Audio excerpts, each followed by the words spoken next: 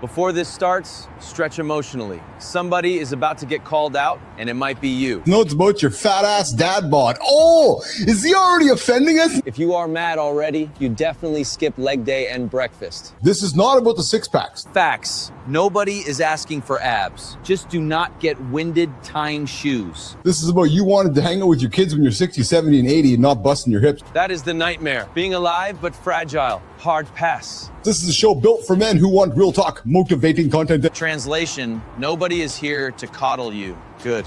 an entertaining conversation that help you guys start your day with momentum and positive energy.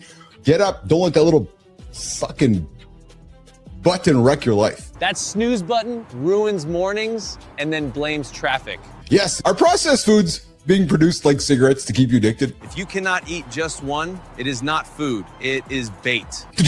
No shit, Sherlock. Yes.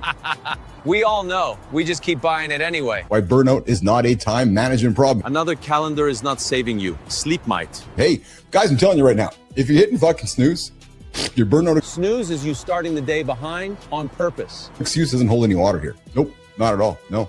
So you've been telling yourself you need a better calendar, more discipline. No, you just got to stop hitting the fucking snooze button. Annoying advice. Still true. Hey, paying the price on purpose. Stress. Stress. How do we deal with it as a leader? If you've been hitting snooze for the entire month of January up until February 4th, That hurt because it was accurate. you actually could have ran an entire marathon by now.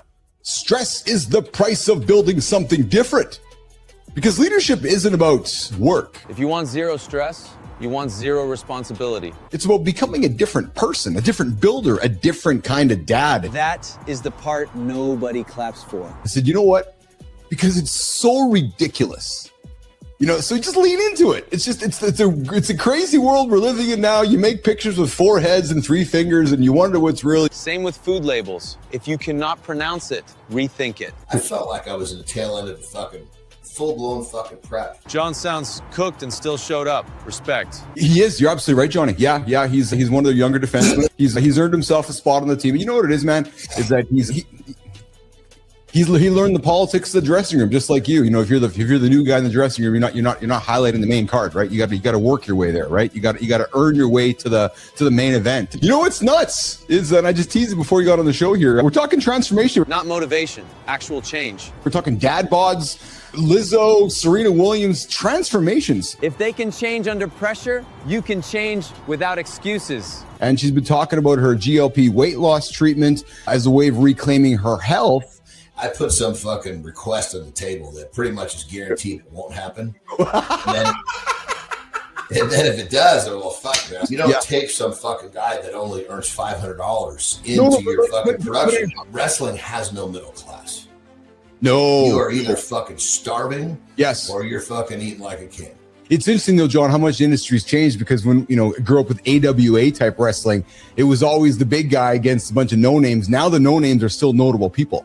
Number 3, new paper says ultra processed foods are built to keep you coming back like cigarettes. That explains the empty bag and regret. Fuck, over the last few months, these tobacco companies own fucking huge parts of the food company. They're doing the same fucking thing with the food they are with cigarettes. That is why stopping feels harder than starting. It's like a fucking dog that will eat himself to death if you let it. Your brain will not save you. You have to. If you can use something that will help build your confidence to make progress in a way you've never done it before, so you can get that momentum. I can't tell you how many times that taking a painkiller, well, I'll be honest, taking a fucking small handful of painkillers before I was about to do something that was going to be really fucking difficult. Hey, Chill, where are you joining us from today, my brother? Love to hear where you're joining us from here today. Drop the city. Also admit what food owns you. Johnny, I got a topic for you, man. I was thinking. Yesterday I had enough, so I called the fucking contractor. I'm like, hold on a second, hold the horses. Yesterday you had enough, so you're like, fuck it, we're getting a new debate day tomorrow.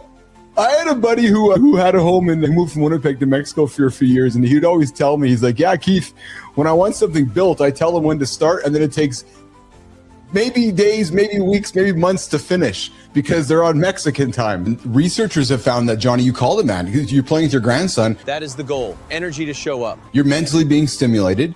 it's kind of fucking sad to think that they're are old people that have no fucking purpose. That is scarier than aging. I can't even imagine Yes. a life without purpose. Jesus Christ. It's like I Yeah. said, I will always have a purpose. That's just the nature of I will find some new purpose. Every time one purpose runs out, I find another one to plug in.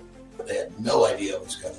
Yeah. All they could do is plan their whole life around the day. They didn't have to go to the fucking job they didn't really want to go to. Except getting rid of that phone made all of the fucking difference in the world. Basically, Most people need less scrolling, not more discipline. do you think that a fucking teenager who is being hooked by a fucking dopamine addiction has a fucking chance? Adults are not doing great either. So when it's time to take that focus and apply it to discipline to get rid of that fucking dopamine, they have a chance. We've learned that humans, particularly kids, are unable to control themselves when it comes to their phones. That is why rules beat willpower. I parented. Yes, okay. Other kids didn't have that. So those are the ones that are just, it's like, fuck, why even go to school for some of these fuckers? But if that device has helped me create and be a better human, well, maybe there's an argument to be made. And if you're a high performer who looks successful on paper but feels depleted behind closed doors, Way more common than people admit. today's How many guest. fucking people do you know that are winning that get burned out? I find that is just as strenuous and just as effective as if like just trying to kill yourself in a job. Petro says, "Oh yeah, well, I'm going to get the Neuralink glasses so that I can scroll Instagram, talk on the phone, read a book, and power clean all at the same time." Most guys would hide the fact that they landed in jail, yet you lead with it. The best way to blow off steam is to get blackout drunk, That is not stress relief. That is avoidance. And so I lead with going to jail because that was probably the best thing that ever happened to me, Learn before life forces it. because it really changed this way of thinking, this way of being that wasn't serving me. Well, I think a lot of it was it wasn't being really in my body. It wasn't really being present. It was just trying to live up to expectations. It's fucking normal to do shit that's really not fucking normal because everybody's fucking doing it to survive there. Going through this situation, it wasn't me being an entrepreneur or the president of a nonprofit that really brought this home for me. It was the caregiver role of taking care of my mother, and for them for like 5 years until they both passed away. And that's something that really struck home to me, is that burnout can happen at home. Home does not give sick days. It's a very vulnerable thing to share, so thank you for sharing that. I'm going to offer this because you offered it up to us. John, if we drank and drive once, we know that we drank and drove many times before that, Porquez. You just were fortunate, if I may say this amongst brothers here, that you were caught before. So that was another thing too, is like, that brings on another point about like how men suffer silence. Silence is not strength. We're so addicted to time, and we see everything through time, right? And it's really like an outdated paradigm from the Industrial Revolution. Energy is renewable, energy can't be created or destroyed, only transferred, right? Time is finite, right? Like, time is external, energy is internal. Energy is the real budget. We can actually renew our energy. If you're, as myself and John talk often, if you're interested in something, you're probably unstoppable. Interest starts it. Discipline keeps it alive. No, they said I should have focused more on my relationships. I should have been more present here. Greatness is driven by obsession. Comfort kills that fast. Oh, If you're yeah. not obsessed Yeah. with doing something, Yes. greatness is going to be fucking really difficult to achieve unless you're just one of those fucking weirdo anomalies that somehow stumbles into it. Your interest is like the front door to obsession. So this was the moment that this person whispered into his ear that America was under attack. 9/11 it just got fucking attacked. And Yeah, just- he knew it was coming. I don't give a shit about what his politics are. To be able to be obsessed about being a good leader, like, it gets those kind of words, Anthony, that like fucking like your nation could be collapsing right now. I remember looking at that face thinking, fuck, I resonated with trying to pretend. That was the first thing that hit me. I'm so invested in the commitment of that leader. I really enjoy that as a lesson of leadership there, because, and Anthony, you're a leader, you work with men, Johnny, you or I do. And just to be able to see how somebody responds in a moment like that, right? To be able to compose and John, like you've taught me, to respond instead of react. I mean, one fucking deep breath can fucking change a decision. Pause saves bad decisions. I told her, I said, look, I'm gonna wait, and I might not say much so I can respond rather than react to this. So don't take me not saying much for not caring. It's me. Somebody in the United States, this is horrible. This is fucking horrible. Built a website to avoid a certain race of people. Yeah. What race are we talking about? Black people. Okay. Fucking horrible, man. I'm a Canadian up here. That's the fucking problem with your country, man. What the fuck is that? And let me just say too, thank you for what you guys do, because working with men, I know there's not a lot of great spaces for men. And there's not many in general, but there's not a lot that are really preaching like really, good, clean information. We're trying to do something different here. We're trying to provide an environment for guys to get up and achieve their big goals and remove the barriers. If you're one of the people who believes that tomorrow is somehow going to be easier or better than today, you're sadly mistaken. You're in trouble. And change is good. If you're here, it's because you're looking for change. You're looking to evolve. You're looking to get better. We're talking dad bod, and we're talking about the things that men don't know. Coming up, second hour. Mornings in the lab with Keith, John, and friends. This is about time, not looks. It was fun. It was so much fun. Thank you so much for, having the crossover, having Sterling and Frankie and Tommy come and hang out with Beatrice and Atlas. It was just the coolest. And the team is just stellar. So, Jimmy, let's bring Johnny up here. Johnny, Kai's, Cheryl's first show just dropped to this morning, 40 minutes ago. She just launched it this morning. And Good to see you, my friend. The pressure's gone. Oh, my God, John, you were speaking to the overachiever perfectionist in me right now. The over-perfectionist will make you suck because you're putting so much energy on focus on not sucking that you're going to suck. it's this idea is that, let's face it, dad bods and mom bods shorten our time with our kids, period. Period. That is the line you cannot ignore. You're shortening your life. And I could be, to be honest, completely honest, I have struggled and still struggle with watching what I eat. I mean, much better. I didn't tell you guys this, but I'm down. I am 40 pounds down over the last few years. Years, not weeks. That matters. Well, I would say, using myself as per example, I catch a sweat every fucking day before I get here. Paying the bill early. Why? Yeah. Because I'll suck a little less. Just after my warm-up, I was like, fuck, I feel better. So, what's harder for men and women?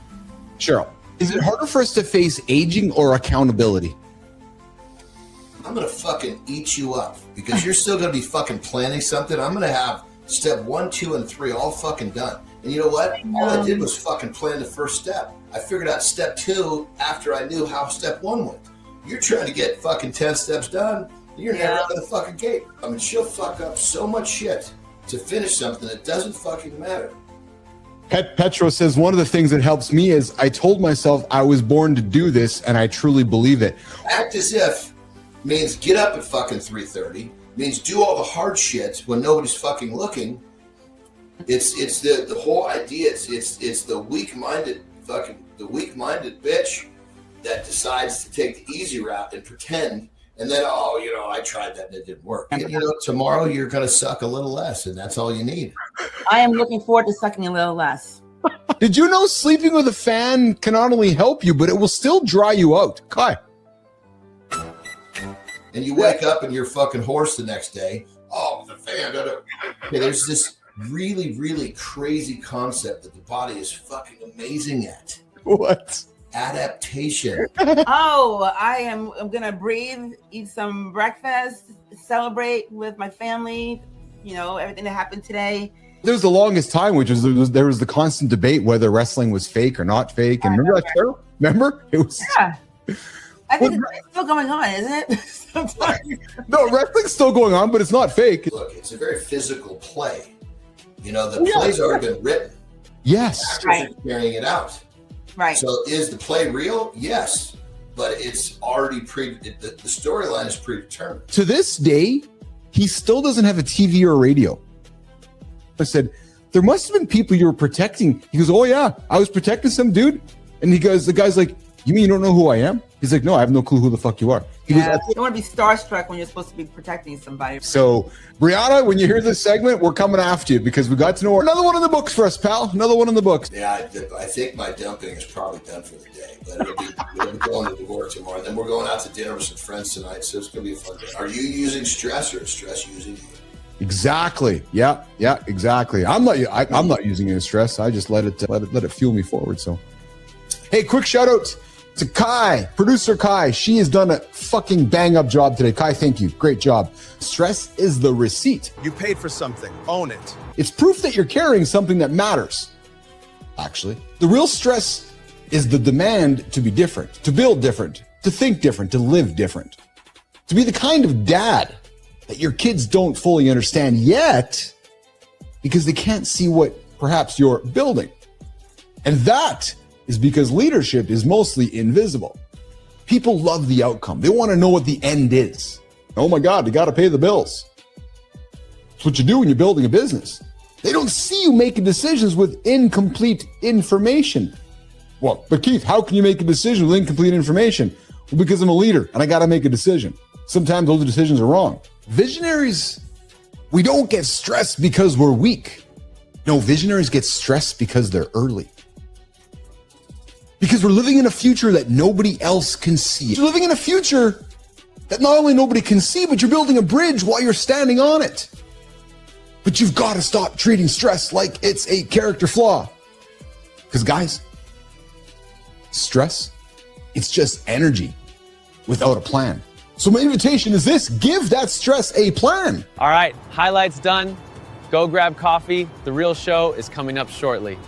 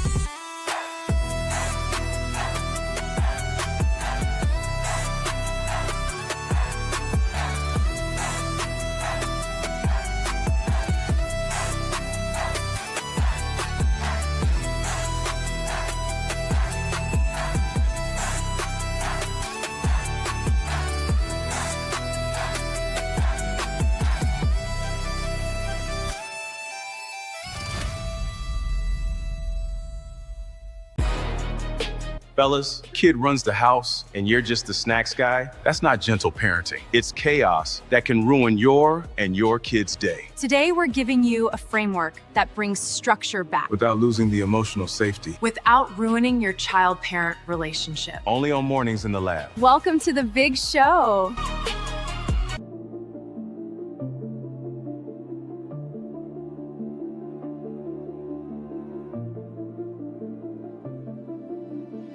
Welcome to Mornings in the Lab, where accountability partner here to help you start your day with real talk, motivating content, and entertaining conversation.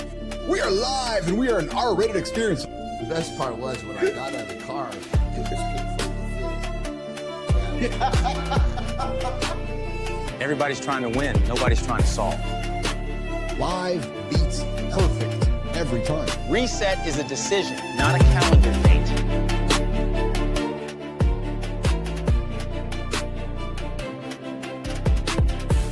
Listening is how you find the real problem underneath the surface.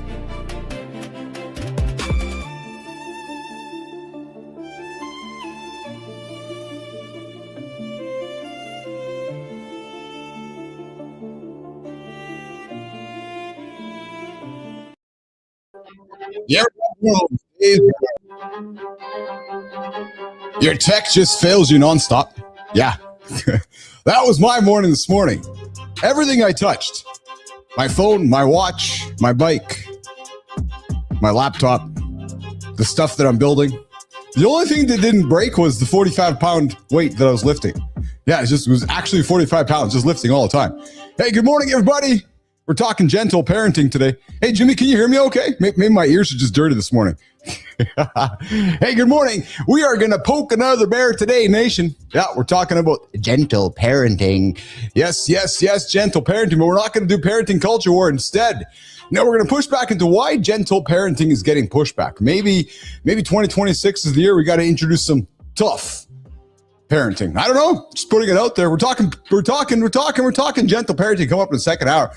But first, drum roll, please. Put the earphones in, please, because welcome to Mornings in the Lab with Keith, John, and friends. Your live morning show experience built for men who want real talk, motivating content, and entertaining conversation. Here to start your weekday mornings to help you start your day with positive energy, momentum, and a bunch of craziness every single day right here on the Mornings in the Lab live network. Hey, come find us, morningsinthelab.live.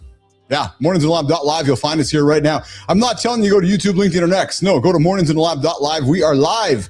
Morningsinthelab.live. You can come find the show here Monday to Friday, 8 o'clock right here on the channel. Thanks for tuning in, everybody. Hey, this is a live conversation, a live experience, and we want you part of it. Yes, just because we talk about kids doesn't mean that you want them around for the conversation coming up. This is an R-rated experience. Sometimes it becomes X-rated. And hey, guys, you know the jib next. 9 minutes snoozing. If you have been snoozing since January 1st, you now are 324 minutes behind. Yeah, 324 minutes.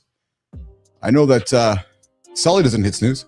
5 hours, 24 minutes behind, guys. Yeah, now 5 hours and 24 minutes. And yesterday we learned that somebody could run a full marathon while somebody is snoozing, laying there in bed. Good morning, Roofy. Good morning, Holroyd. Good morning, Sullivan. Good to have you guys here on the big show this morning.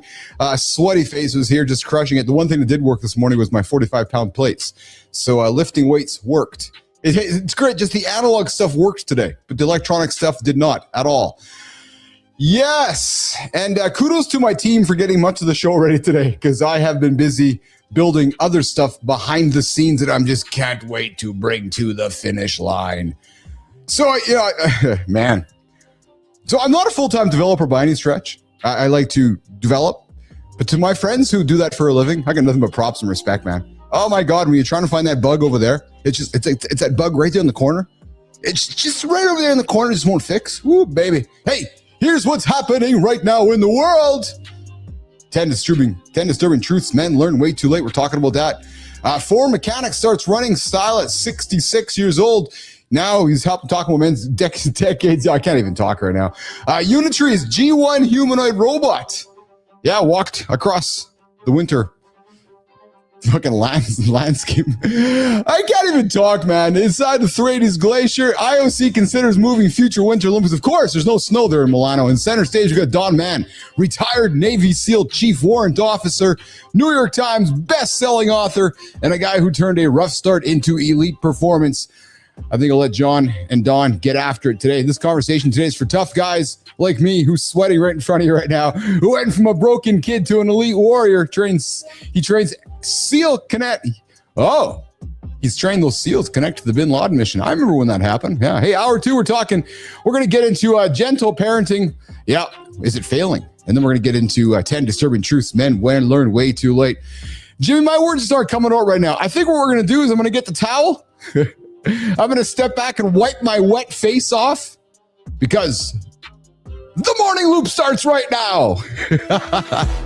Yesterday was a win, not a polite win, a real one. Cheryl walked in and owned her lane. She was natural, not rehearsed, natural, like she's been doing this forever. Meanwhile, producer Kai was shaking. Jimmy was out and she nearly peed. She still produced clean, like a machine. That's the backbone. Well done, Kai. Now we stack the next one. We're live right now. Jason Hewlett is live at 5 p.m. EST. Let's go! The morning loop starts right now.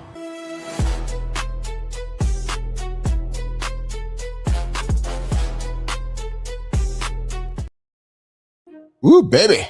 Yeah, hey, you guys can join the show with us live right now or in the mornings in the lab community. Come join the show. Phone lines are open, 431-300-3005. Phone, text, or leave a voicemail. Come say hi in the comments. I see you guys out there this morning. And to those of you that are not watching live, I'm sorry. I'm sorry you couldn't get up. You're 5 hours behind all of us that are here today. Yeah, true story. So I invite you tomorrow to get up. We are here live. Morningsinthelab.live. Yes. Don't go to YouTube. Don't go to X. Don't go to LinkedIn. Go to morningsinthelab.live or mitl.live. We'll get you there. Or morningsinthelab.show or mitl.show. But morningsinthelab.live will get you to the show. And if you want to check out other shows on the network, morningsinthelab.network. Of course, you heard 5 o'clock Eastern time. Jason Hewlett's dropping the Jason Hewlett Show today. Yes. Okay. Hey, Don Mann's coming up at the bottom of the hour. Former Navy SEAL dude. Yes, we're talking... who knows what the hell we're going to talk about. Looking forward to having Dawn on the show here. Coming up bottom of the hour. And hey, guys, second hour, bottom of the second hour. Oh, hey, there's Cheryl Whitaker there. What's going on, Whitaker? Good to see you up there this morning. Hey, I wonder if she hit the snooze today. And I wonder if she did her 5 minutes of burpees this morning. I just wonder. Hey, guys, so listen, coming up in the second hour, I actually don't care what you want. Oh, what? Billis just said, I don't care what you want. That's exactly what I said. No, I don't want to hear what you want. Too many people are talking about, I want. I got an idea. I'm a visionary. Oh, yeah? Oh, yeah? You guys are going to want to hear some words of wisdom coming up later this hour from Mr. Stephen Jobs. I tell you, Johnny's going to love this one. A lot of visionaries. A lot of people talk. I'm sure Don Mann knows a lot of people that talk. Just talk. And then when it comes to execute. Oh, no, I'm the visionary guy. I don't execute. All right, coming up bottom of the second hour, I do not care what you want. No, I want to see what you did. Yes, because your calendar is telling you the truth. Even there's a lot of dudes, Jimmy, with calendars. So I'm going to start this tomorrow. I'm going to start my next project on Monday. And then, yes, on March 4th, I'm going to start this project. Oh, my God. Hey, later in the show, the 7-day audit. I guarantee you, it is going to expose the fallacies in your life, in your calendar, and in your future. Because I'm suspecting, Jimmy, look at Whitaker, man. She was thinking about doing a podcast forever. Jimmy? And she's like, yeah, I'm gonna start. I'm like, no, let's go. Right? So she's got 1 in her books. Hewlett's got 3 in his books as of today. So a lot of folks are talk. But we're looking for people that are doing. So coming up second hour, let's put the talking away. Let's put the executing on the table and let us get into execution. All right, coming up, Don Mann, bottom of the first hour. We're just hanging tight for John Anderson joining us here in a few moments. I wonder what he's arriving in today. So let's see. He got to the show on Monday in, I think, Jimmy, what was he on Monday? A magic wagon? Like a van, wasn't he? A van? Yeah. Kindness. You got 154 in your book. Nicely done there, Maddie. We got, I think he arrived in a van, a magic wagon. I wonder what he's coming into today. But hey, look there in the distance, Jimmy, in the distance. What's that vehicle that Anderson's driving up in?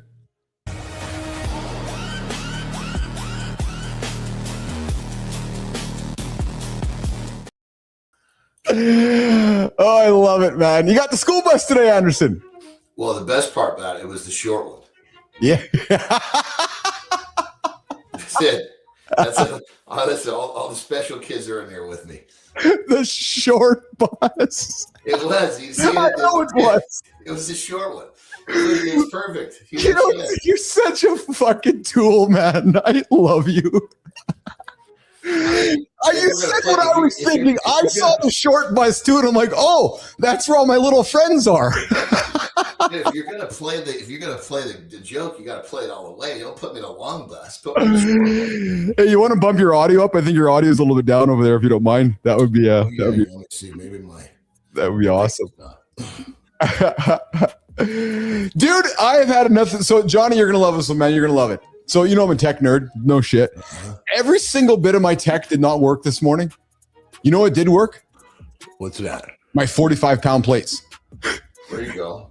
Is that better? Tell me if I'm getting better. Yeah, you're getting better. Yeah, you are absolutely getting better. Yeah. So my 45-pound plates worked. My 25-pound, 30-pound, 40-pound, 50-pound dumbbells worked. So, but my phone. Did the 2.5 work? Oh no, didn't touch the 2.5 today. No, I didn't touch. No, just touched the big plates today. Yeah, I was. But dude, anything electronic I touched this morning was not working, and I was like, what the fuck? So I just went and picked up the analog stuff, and it worked. And made myself happy with that. It's always nice when you got the analog to fall back into. I thought you'd get a kick out of that. You know what's been tripping me out lately, and I just figured this out. It's thank God. I keep getting fucking logged out of my shit, and I'm like, God damn it, you know. And there's something about me logging in. I don't do well with it. Yeah. You know? Yes. Fat fingers or something. Yes. Well, I realized that it's my fucking VPN that keeps logging me out. Oh yeah.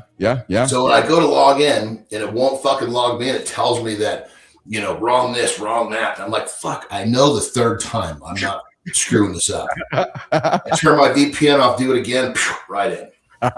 Why is that? Dude, don't ask me this morning on a morning when none of my tech was working. I'm trying to solve my own problems. I'm not going to answer yours this morning, pal. Sorry. That's for another day. Is my audio good now? Your audio's better now. Thank you. Yeah. Hey, coming up, Bob, we got Don Mann, former Navy SEAL, hanging out with us, Johnny. Looking forward to that conversation coming up here today. And did you know the guy we had on the show yesterday? I didn't ask him, but he was nomadic. He didn't live anywhere. He was actually in Thailand when we talked to him yesterday. He doesn't have a residence. He's traveling around the world right now. Interesting. Yeah, you're a little blurry right now too.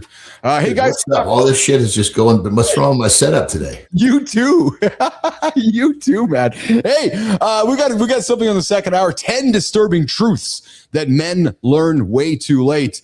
We're gonna have that conversation, Keith and Johnny. And hey, maybe if Dawn's a good guest, maybe we'll ask him to stick around too. But 10 disturbing truths men learn way too late in life. We're gonna have that conversation coming up in the second hour. And then Johnny, I got something here on. This is a good one there, Kai. I saw this committed one you got here. All right, let's Jimmy, let's run the morning short because I want to talk about, I've been talking about this for a while. There's men, there's women waking up to not jobs anymore because the world's quickly changing. Jimmy, let's run this one on the Washington Post. The Washington Post just gutted their staff. Wake the hell up. Your loyalty is worth zero when the stock drops. They call it a work family.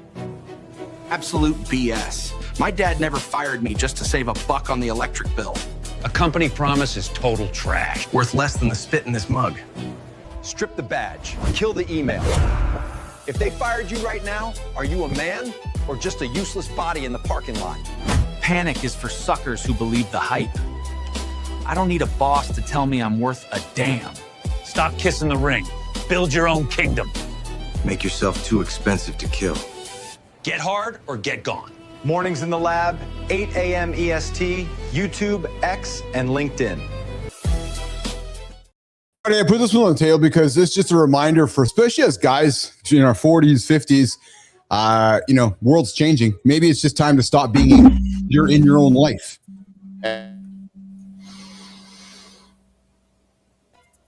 You said that I heard you say in your own life, and then I didn't hear anymore. I said it's time maybe to stop being a passenger in your own life. There's guys in our 40s and 50s right now that as the world. Get off the fucking sideline of your life. Yeah. Jesus Christ, you're the fucking quarterback. Yeah. Well, so, but I put this up here, John, because I suspect more and more of these stories are going to continue to come out. And I know that you and I, percolate around, empowering guys to do their own things, encouraging women to do their own thing. And, if we can keep creating awareness, maybe people won't get stuck with surprise notes saying, hey, you got no job left. Take control of your own life. Right. So it's happening. It's happening quicker out there more than anything, actually. So, well, you got the problem is that the mold is the mind has been molded from the time we don't even remember when it started. It's like just part of us. Yes. Yeah. Well, it's true. It's true. Say no to drugs, get a job, buy a house, have kids, wake up at 40, go, what the fuck happened to my life? Okay. See you later. That's how we're programmed. Hey, midlife crisis, buy a Corvette. Yeah. No, I remember. Hey, do you remember growing up with was this prominent in your in the advertising marketing in your world down there, like Freedom 55? Do you remember hearing that terminology at all? No. I can't. Was it recent or a long time ago? So when we were growing up, so London Life, big insurance company here in Canada, they remember how we grew up with Kellogg's 2 scoops of raisins. Like for the longest time, London Life advertised up here Freedom 55, exactly what you are talking about, which was teaching everybody, like our parents growing up, do exactly what you said. Find a job, get your benefits, join a union, work, and then save your money. Then when you're 55, you can be free. That was about 10 years of marketing. I know. And then people wondered why I, as a Gen Xer growing up, was going, no, I don't want to do that. No, but Keith, that's what you want to do. Actually, no, it's not what I want to do. Just think of this. I know. You fucking have a job. You don't really fucking like it. You think your source of information on what to do is the news. Fuck. Oh, hey, speaking of news, this is kind of funny. So we've been talking about this. Hey, tomorrow the Olympics start. Actually, Olympics have started already. They're doing curling, but there's no snow. Jimmy, what's going on with this? No? Okay. Unitree says its G1 did an autonomous snowfield walk at negative 47.4 Celsius, 130,000 steps to trace a massive Olympics emblem. They're claiming precision navigation and adaptive planning on ice. Ooh. And yeah, the robot's wearing a puffer like it's waiting for the bus. The catch is proof that we haven't seen full continuous footage or telemetry. So treat it as a bold claim, not a settled fact. Okay, that wasn't the one we were looking for, but you know how Tesla was spending a bunch of time testing their cars up in when they were growing in in cold weather environments. Well, over there in China, they walked a humanoid robot, and I'm only putting this out here because I keep telling you robots are coming, and Terry wants to buy you one for your house. They walked 130,000 steps across somewhere in China for basically what was it? In minus 47 degrees weather. Put that in more of a, like, gauge that. Like, if someone's really excited, they walked X amount of steps. How many is that? Like 10,000? That's a good question, actually. Hey, Grok, how much is 130,000 steps? Like, what would that equate to in terms of miles or kilometers? About 58 miles, give or take. That's roughly 93 kilometers. Yeah. The robot walked the length. So almost 60 miles, Johnny. Almost 60 miles to walk. Minus 47 degrees Celsius weather to check basically the battery, right? To see how long, and it worked. In one day. They did it in one day or just continuous? What's that? Was it one day or was it just start to finish? Who knows how long it took? They started letting it walk until it died. So it wasn't over a set period of time. Yeah. It was just how long was it? It was basically in motion for how much time? Yeah, I'm looking for that. I don't have that. I don't have that full data on how long it walked for, but what it does because the cold makes the battery worse, right? 100%. Yeah. So obviously, that was one of the big challenges when I people who own Teslas, and I had one of the first Teslas here in Canada. Before you put the tarp over it. I was always asked about the battery, and whether the battery was going to last in the cold weather, and 100%. It does very well. Yeah. So my Roadster, was not built for this kind of weather, but the Model X, the Model 3, the Model Y, it performs well. I'd say that's as much Well, you don't get that roadster to fucking drive that's not that everyday No, car. the Roadster's wrapped up. The Roadster's wrapped up. That's a fun car to drive once in a while. 100%, not a daily driver. Yeah, not a daily driver at all. Yeah, exactly. Hey, so we got a guy here, former mechanic, starts running at 66. Now he's testing like a man decades younger. Jimmy, what's this one all about? An 82-year-old just wrecked your timeline. He started running at 66, and the lab freaked out. His VOC max hit 52.8. That's elite for his age, and it's why you can't say too late anymore. He didn't train for trophies. He trained to last. That's the shift. Build capacity now before life collects. I love these ones, because it tells us we're never too old to get going. In May, this last May, 81 years old, the guy set an 80-plus world record in the 50-kilometer ultra marathon. This guy's crushing it, man. He's got a VO2 max of almost 53, and he did a marathon in actually 3 hours and 40 minutes. 82 years old. John, never too old to get going, man, is it? Like, never. Well, it's kind of fucking nuts. I mean, the body will just continue to adapt. Yes, but you've got to understand how much you can push it so it can recover, so it can try to adapt again tomorrow. You push it too far, it can't recover for tomorrow, and then all of a sudden you're degenerating. It makes sense. There's this fine balance, but I mean, if you figure out that balance, clearly this guy is a perfect example of how the body can keep going. Yes. So I got something here that I was very excited to share with you and talk to you about, because I believe you probably drink the same Kool-Aid. I know you do, actually, and it comes from Steve Jobs. Jimmy, let's get this words of wisdom ready here. So, Johnny, you know how everybody talk, and you got all these people that said they were visionary, right? Visionary. But let's just kind of pause for a second, and so, because I've gotten to know you, and I always tease you as you're the human experiment. You're the experiment doer. You're not afraid to do things. So, not only do you have a vision, but you also execute on your vision. Now, what Jobs says here is so precinct, because I think a lot of people miss part of this. Let's run this, Jimmy. This is awesome, man. Jimmy, let's run it. Are the major thinkers. The people that really create the things that change this industry are both the thinker-doer in one person. And if we really go back and we examine, did Leonardo have a guy off to the side that was thinking 5 years out in the future what he would paint or the technology he would use to paint it? Of course not. Leonardo was the artist, but he also mixed all his own paints. He also was a fairly good chemist, knew about pigments, knew about human anatomy, and combining all of those skills together, the art and the science, the thinking and the doing, was what resulted in the exceptional result. And there is no difference in our industry. The people that have really made the contributions have been the thinkers and the doers. It's very easy to take credit for the Look how young he was. Oh, my God. But think about that. So Elon thinks, but he does. Henry Ford thought, and he does. The Wright brothers think, and they did. Johnny Anderson, no, John, you can't have hundreds of grams of protein because that's not what you're supposed to do. No, I'm doing it, and he did. Keith Billis, you can't do this with ICUC. Then he did. There's so many guys, Johnny, talk, and then... It's crazy, isn't it? Oh, fuck, man, I saw that, and I was like, holy smokes. Well, if you don't execute, it's just a wish. Holy smokes, man! Like the Leonardo da Vinci thing was so obvious to me. Yeah, hey, can you make the paints for me? I got this idea, and then can you paint it for me? Wait a minute. You turn your wish into reality by action. Like, look at Zuckerberg, a coder, a doer. Like, you look at any of the greats that have moved the needle in society. Oh, and explain that action, because these are guys who fucking they would get in this little office. Yes. They would fucking work. Yes. The moment they woke up till they fell asleep, then they would fucking literally sleep on a couch. Yes. Right across from their desk, wake up, do it again. And they would do this for years. It's action that most people can't truly comprehend.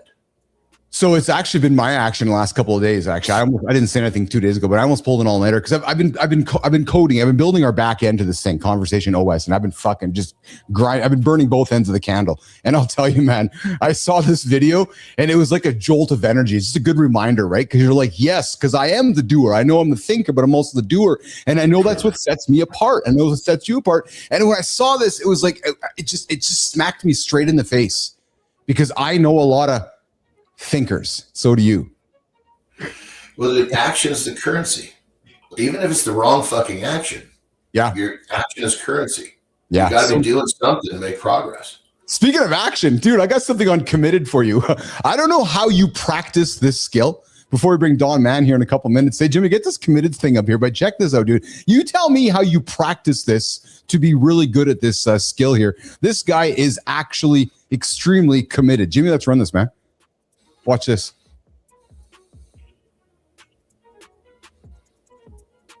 So this thing is spinning. Like it's a blade spinning. Like it's a saw blade. And you know what he's going to do. And he does it. And you're like, how the fuck did you practice to do that? Because he grabs it. And I don't think it's an illusion, Johnny. Like, I don't think it's an illusion at all. But I guess how fucking fast is that thing going? Well, that's my point. But how do you practice it?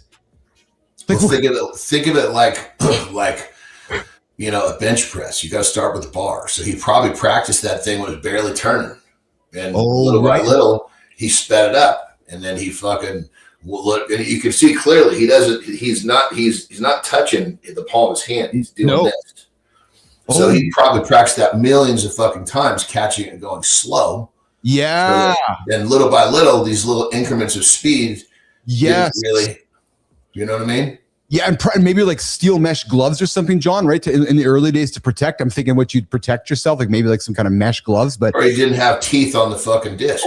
Or yeah. I mean, you would do all sorts of ways, like like the extreme jumpers, the motorcycle workers. They jump on a ramp, but if they totally fucking let go of the bike, they can land on that thing and they won't get hurt.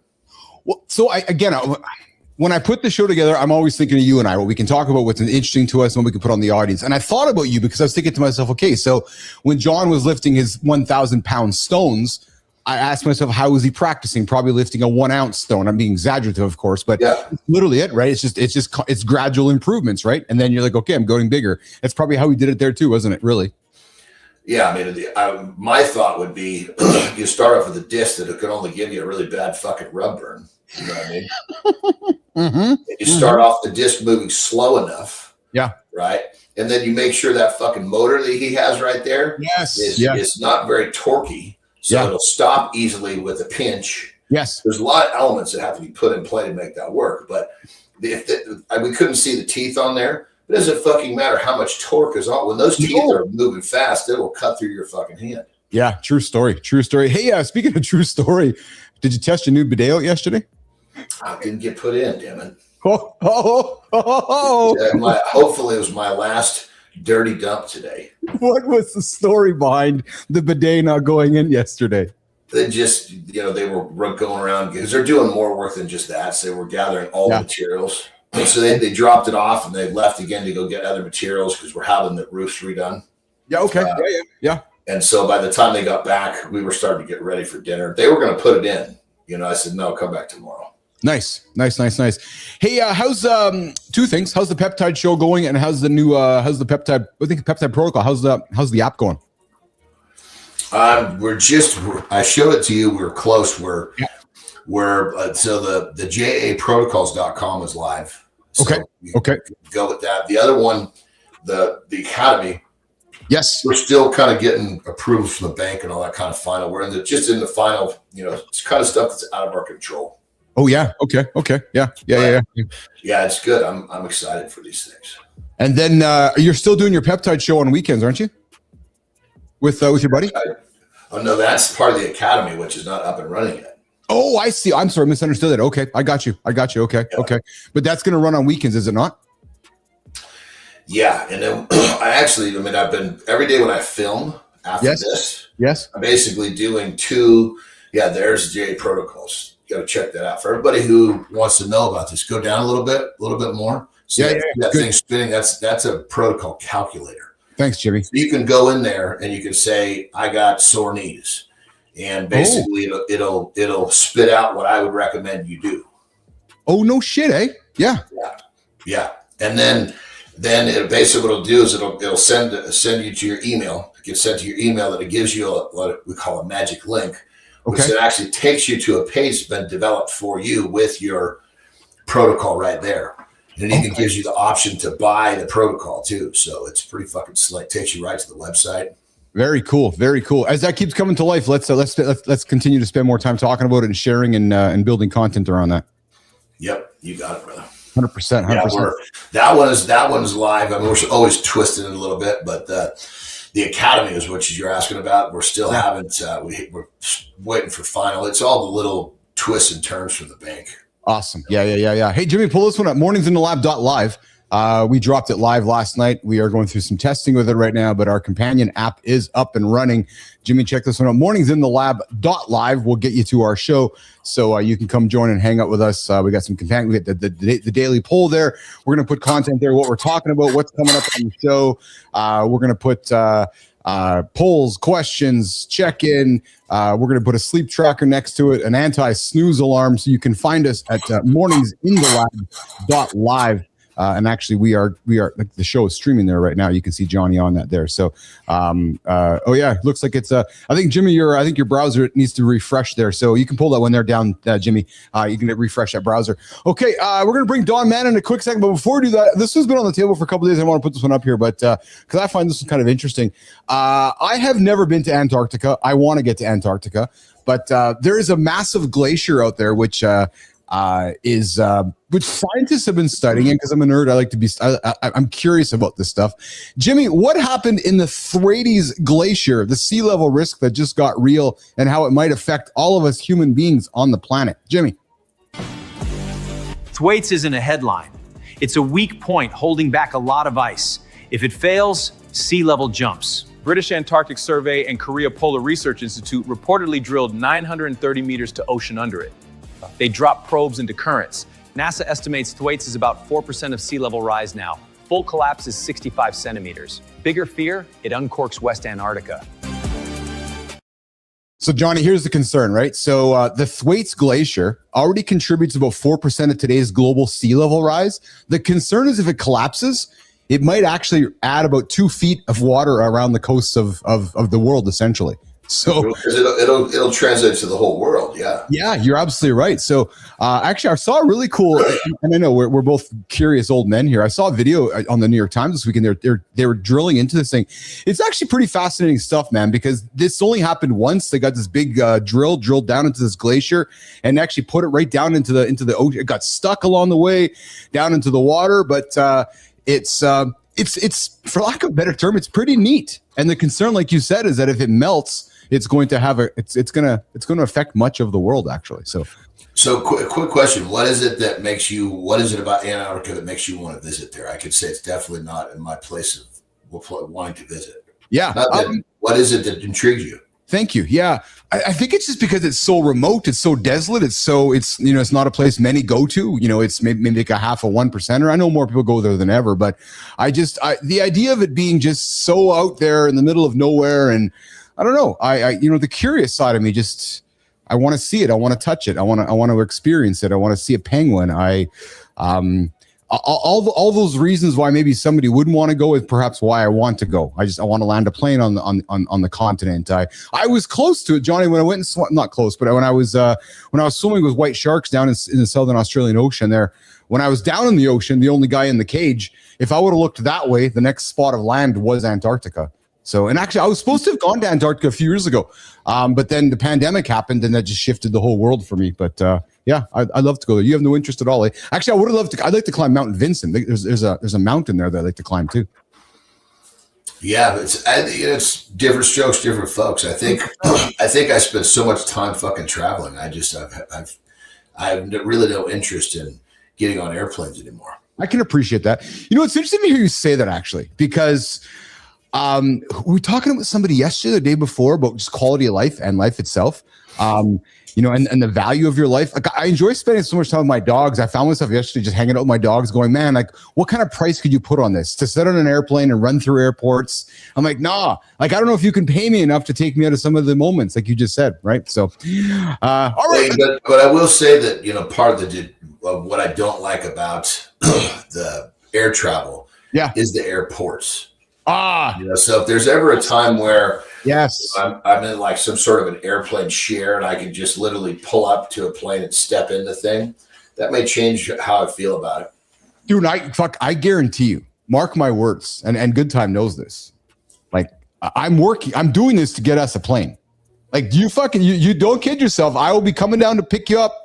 You, Terry, and the dogs, me, Lauren, and our dogs will picking you up. We're going somewhere. Trust me. That's the whole reason. Because the airplane to me equates to time. It allows you and I to buy time. We're buying time. We're basically replacing the time that we lost through our lives. Exactly it. So that's why we're motivated to buy the plane. All right, coming up from Boken Kid to Elite Warrior, Don Mann on pain, discipline, and never quitting. Sophia Grant, let's get after it. Center stage starts right now. Nation, we talk about motivation a lot on this show, about how we don't wait for it before we take action. Today's guest took that mindset to a level that puts life in a whole new perspective. He's been the kind of tired most men never touch. The kind where your body is cooked and your brain starts lying to you. He's spoken openly about growing up in a troubled childhood. I think we can all agree that it's important to discuss. And his response isn't hype, it's standards. If he's not pushed to the edge, he believes he left something on the table. He didn't come from an easy start. He's spoken openly about growing up in a troubled childhood and about how that shaped his relationship with pain and effort. So when he was older, he didn't drift. He chose structure. And that choice led him into the Navy SEALs. He spent over 17 years there, more than 8 of those with SEAL Team 6. Later, he became a training officer. When his military career ended, the testing didn't. He kept going through endurance. Over 1,000 races, including 2 Ironman triathlons in a single day. At 60, on Mount Everest, his brain and lungs filled with fluid. He couldn't remember how to rappel, so he wrapped the rope around his arm and went down. If you've ever quit early, backed off, or wondered if you had more in you, this conversation is for you. Don, thanks for joining the big show today. We're happy to have you here. Johnny, this one's going to be good, man. Our guest today has done things that would make most humans tap out, maybe even you. Just thinking about them. Get this. This guy was captured by the enemy in a war zone. Lived to tell about it. He's been shot at, stabbed at, and faced horrible life and death situations. And what does he do on his days off? He runs 2 Ironman triathlons in one day for fun. And at 60, Johnny, maybe you and I should just leave. And at 60, the guy nearly drowned in his own lungs on Mount Everest, not even remembering which way was down. And he still refused to give up on life. Jimmy, let's bring him up. Don Mann is joining myself and John Anderson this morning on Mornings in the Lab with Keith, John, and Don. What's going on, Don? Hey, Keith. Hey, it's nice to be here with you. Hello, What's John. up, Don? How are you, brother? Hey, good to have you here, man. I'm excited to hear you talk. Yeah, where are you joining us from today, Don? I'm in Virginia, in Williamsburg, Virginia. Fantastic. Well, we're very first of all, thank you for your service, and we are very grateful to have you on the show here today. You were a SEAL, is that correct, brother? Yeah, John, I was. I went in and I did 21 years in the Navy. And then I was at SEAL Team 1, SEAL Team 2, SEAL Team 6. I retired from SEAL Team 6. And then I went into the agency and did 25 years there. You know, I had a stepbrother who was actually a SEAL. And I was young.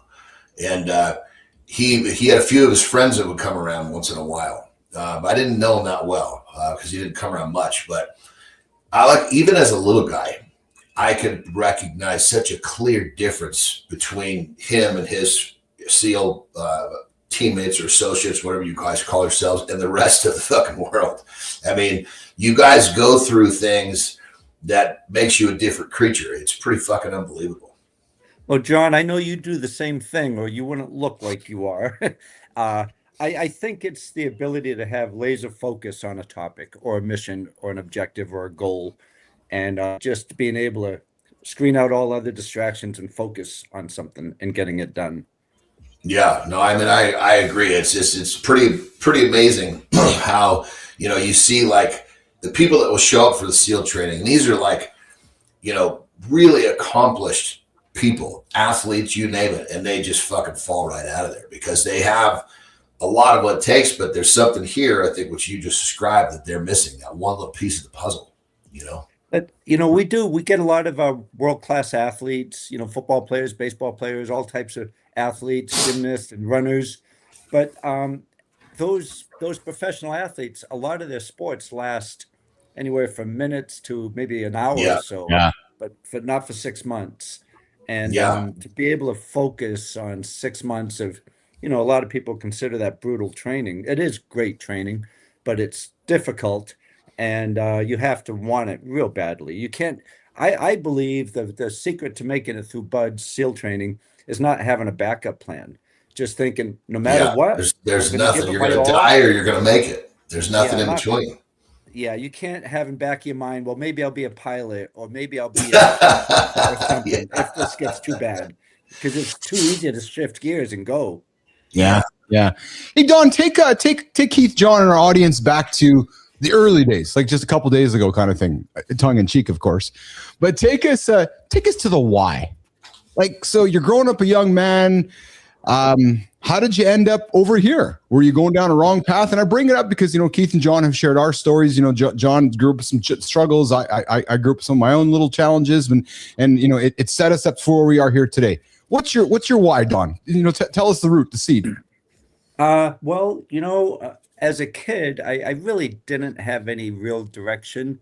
As a young guy, I didn't have any direction, but I had something in me that wanted to have a lot of fun, a lot of adventure. I liked being chased by the police on motorcycles when I was a little boy.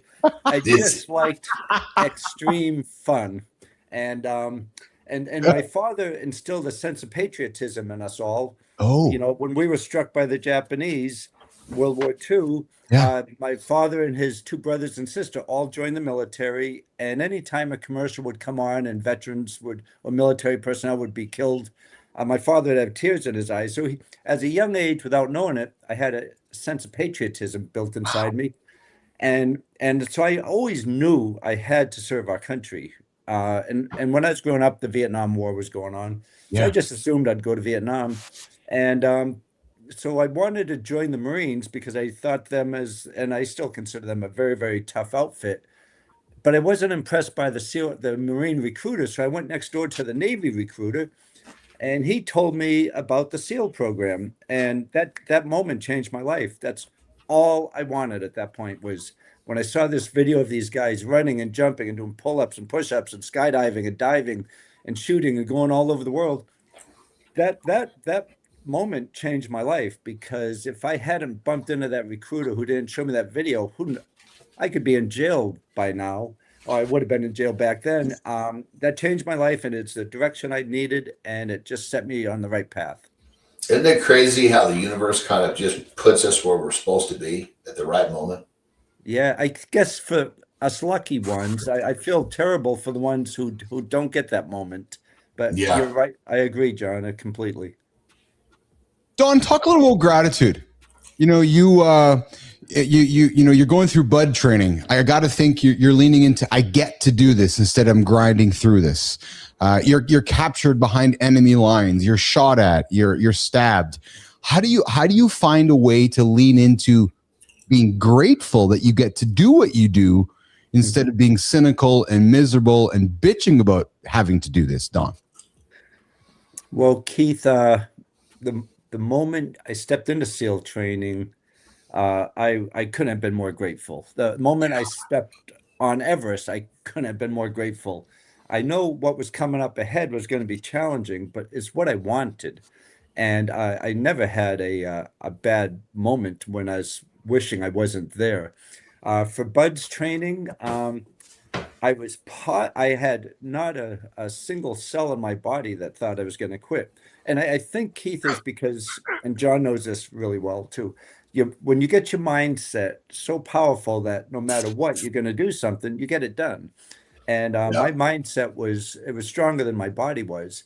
Everybody's body breaks down, but my mindset was, I am going to finish this no matter what. If all these other guys can do it, I'm doing it. Actually, I'm going to do it really well. And so when I walked into BUD/S, I felt ready. I felt ready. And that's so you love that. There is no other way. It's this, or there's no plan B. In a very minute little, like, few seconds examples. In 2 different occasions in my strength career, I finished a heavy deadlift. I needed the points as I ruptured 2 discs, but I stayed through it. You know, there is no letting go of the bar. You know. Yeah, that's pain I've never felt. That's a type of pain I've never felt. Which I'm happy about. We're hanging out with Don Mann, Keith Bellis, John Anderson this morning on Mornings in the Lab. You can come tune into our show every single day, morningsinthelab.live. Good morning, Lauren. Good morning. Good time. Throwing you some love here. Thank you for your service, Don Mann. Charlie joins our show every single day here, and I know he's very grateful for the service you have given to your nation. Don, you've done 2 Ironmans in one day. You've climbed Everest. You've been in combat. But dude, tell us something. I need to know this. Like, what's something completely mundane that absolutely cracks you? Like, are you scared of spiders? Does your wife drive you nuts? Or like, what's something that could maybe crack Don Mann? I don't think, I'm very curious. I think with his mindset, I don't think there's many of those floating around. I know. Yeah. Well, you know, family members, when family members get hurt or sick, that gets me. That's it. Yeah. As far as physical pain, I don't mind pain. Actually, the reason I don't mind it is, it's temporary. And we have this ridiculous saying, pain is good, extreme pain's extremely good. But I believe there's 2 types of pain. If you're bench pressing, say, and you're doing 15 and the guy next to you is doing 15 reps and it's a competition who can do the most and you just quit because it's too painful, the person who quit, all he had to do was have the discipline to go through that temporary amount of pain. The person who keeps going is going to become the champion. The person who quit has the worst type of pain. He's got the permanent pain of regret that lasts a lifetime. He'll regret that for the rest of his life. And the same with buds. When someone can't take it anymore, they feel like they can't take it anymore. They usually can. They go ring the bell and they're gone. And then for the rest of that person's life, all that person's going to be saying, well, I should have been a SEAL, but some excuse comes out. So that person has a permanent pain of regret. The temporary pain, and I've done this a lot of times myself, if it's too much pain, I'll pass out or I'll bleed or I'll hallucinate, but usually pass out. And if I pass out, I fall down, I get the sleep I need, I pass out for a while, I wake up, I get up and I finish what I was doing. So, and it's a gift. It's a gift, you know, your body says, okay, you are done. You've done the hallucinations. You've heard things, you're bleeding. Now you keep pushing, you keep pushing, you keep pushing. And now I'll pass out. And that happened when I did that double Ironman. And it was a 4.8 mile swim, then a 224 mile bike ride, then 52.4 mile run. But during the run at 32 miles, I started coughing up some bile and I started seeing white specks, which lack of oxygen. Yeah. And then I started wobbling and then I passed out. And I was on the grass, and when I woke up, I saw the cyclists and runners going by, and I was wondering why I was sleeping outside. And then it dawned on me, I'm in a double Ironman. I better get up and finish. So I got up and finished. So I just needed the break. I wasn't willing to take it, but when my body passed out, I got my break. And now I don't have to say, well, I was going to be a double Ironman finisher, but with some lame excuse following it. I don't have that lame excuse. I'm not laughing at you. I'm laughing because I think you might. So we've had someone on the show a couple weeks ago that I thought might have outdone John Anderson. I think, Johnny, we might have met your dad. This guy might be actually your dad. He might be somebody who you could look up to too, John Anderson, is this guy right here. Well, I'm telling you, there's something about, like, and I'm sure you probably run into this too, brother. You get some fucking Yahoo, and he's talking about how fucking tough he is, and then he tells you he used to be a SEAL. Yeah, yes. Like, you could fucking see a mile away this motherfucker was never a SEAL. You know, and there's a difference between the guy that has it and it's literally what you just described. You know, he's got that regret, and he's trying to convince everybody who he is what he's really not. And there's such a difference between that guy that you describe, which is you, and the guy that quits, there's worlds apart between these two people. And I mean, you can, Don, you walk in a room and everybody fucking knows you're different. You don't have to say shit. Yes. Yeah, it's clear. Yeah. Well, I don't know, but thanks for saying that. Well, you said two things. You said two things that struck me. First thing you said was, and Johnny, you probably picked up on it too. He was talking about the guys that are in bud training, and you're like, and they're going to want to give up, and then they're going to, and he says, even though they can, you threw that in there, which was even though they don't have, like, I'm paraphrasing, but you alluded to that guys want to give up, even though they can stay, but they don't anyways. It's like, most men can do it, but they just give up. That's one thing that struck me. And then the second thing that struck me was you said that I was just going to pass out. Like, you weren't going to die. And that was struck me too, which is, no, my body's going to tell me that I got to go to sleep. And I think most humans think, I'm going to die right now. No, you're not going to die. You're just going to go to sleep. Yep. That's how I see it. And also I purposely put myself in these situations. It's volunteer. And it's voluntary that I want to do these things. I want to climb Everest. I want to do difficult things. But just think of the people in the Bataan Death March or the ones captured in Nazi Germany and the people who've really been persecuted and tortured. They don't have that choice, but they have the will inside of them to go through it. For me, everything I do is just because I enjoy it. But I look at the people who were just put in bad situations and who still have the inner fortitude to get through it.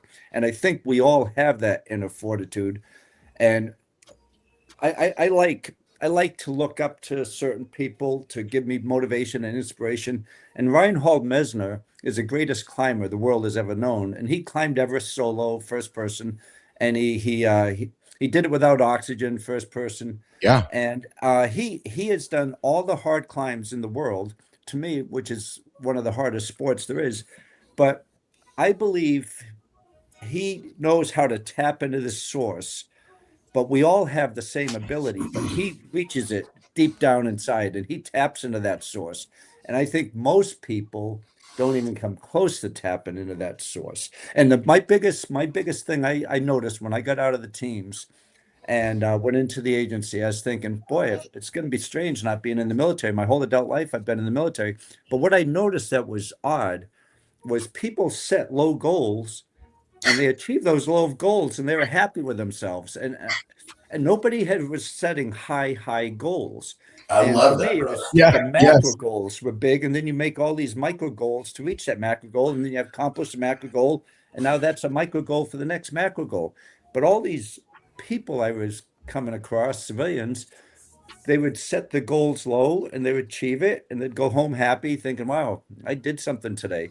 They'll never reach their true potential in life. And that's the biggest thing I saw when I got out. But Reinhold Messner, he sets these macro goals. Like if I've done over 1,000 hard competitions. If I showed Reinhold Messner my competitions, the climbing the mountains and all that stuff, the double Ironmans, he might laugh at me and he might say, hey, that's nice. You like running around the park. But what I do, I pick up a backpack.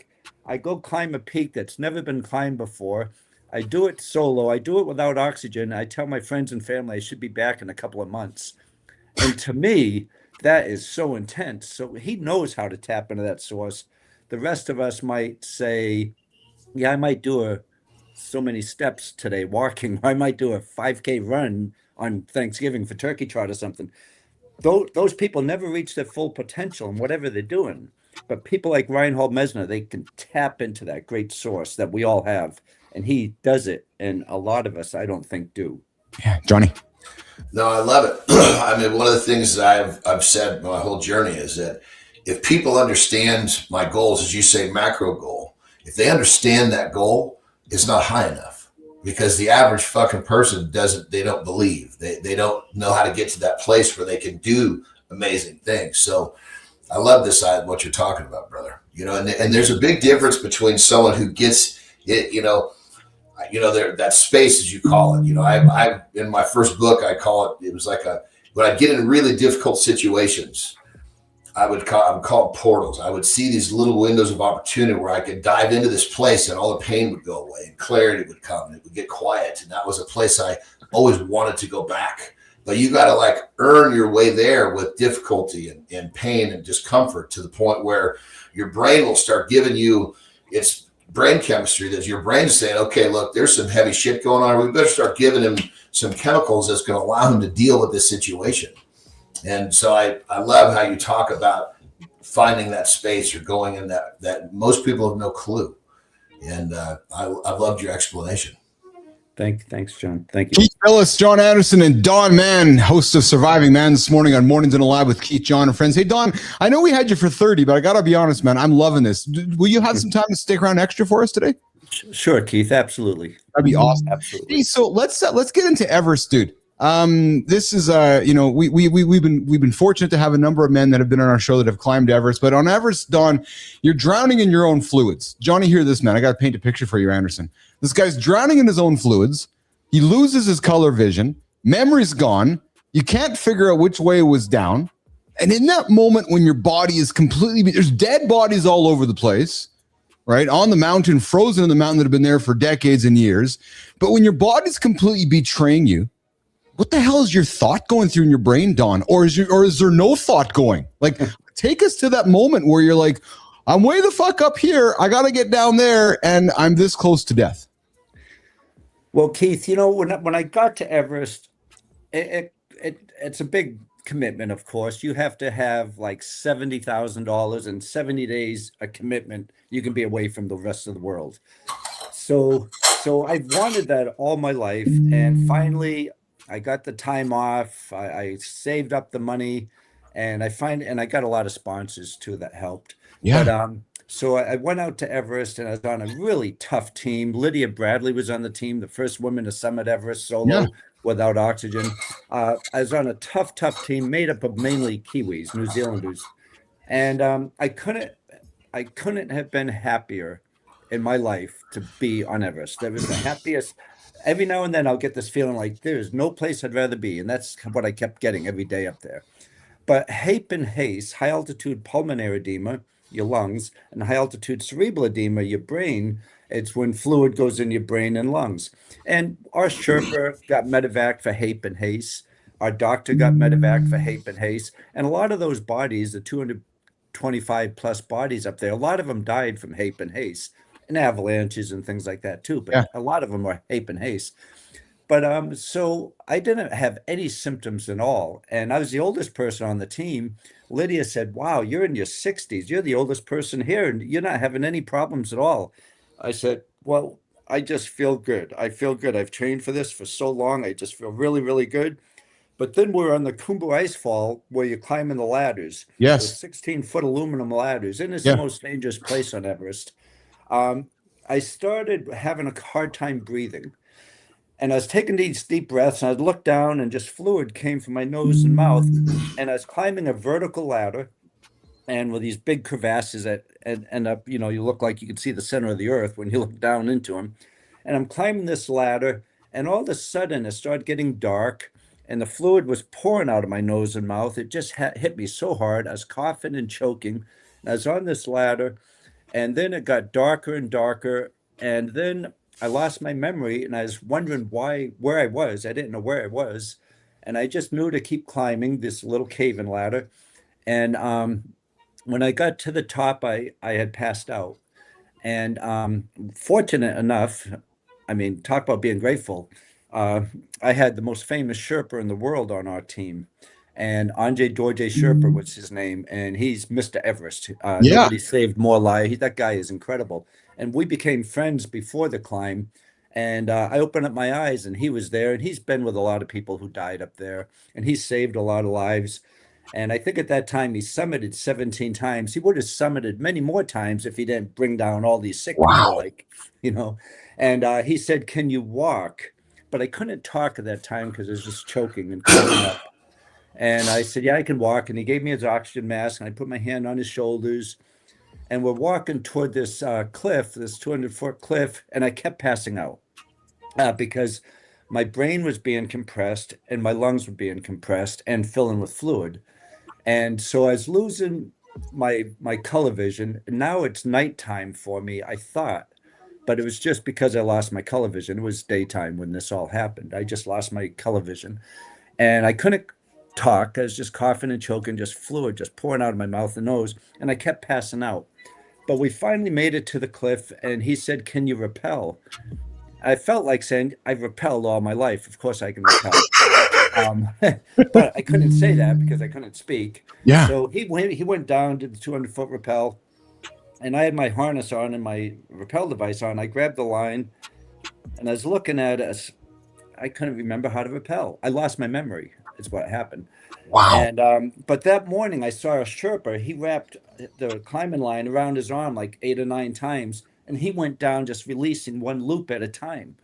And I was thinking, I remember that. I can do that. So I wrapped the rope around my arm 8 or 9 times, and I just went off the cliff, releasing one loop at a time, not thinking, I hope I put enough loops in, because I wasn't thinking that clearly. That was the first thing I was thinking. Shit, you get enough loops. Yeah, if I had needed 20 loops and I only had 8 or 9, I would have probably died.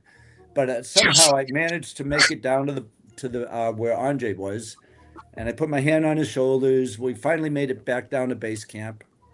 And our doctor was medevac. We didn't have a doctor at that point. So they went looking all over for a doctor, and they put me in a tent far away. I think they just thought I was going to die. I was just coughing and choking, and I'd take my oxygen mask off and just pour out all the fluid every minute. It was that bad. And then they went looking for a doctor throughout base camp, and they happened to find the doctor I would have asked for. And that was a female doctor the year before the avalanche came through and killed all those people. Yeah. And she rescued a lot of those people, but she got hit in the thigh with either a piece of ice or a rock, and she sewed up her own thigh, went on saving lives. Jesus. And she was a doctor who came to help me. And I just opened up my eyes and I saw her a few times, and she was shocked I had all that fluid in my lungs. She said, "We got to get you off today, or it's not looking good for you."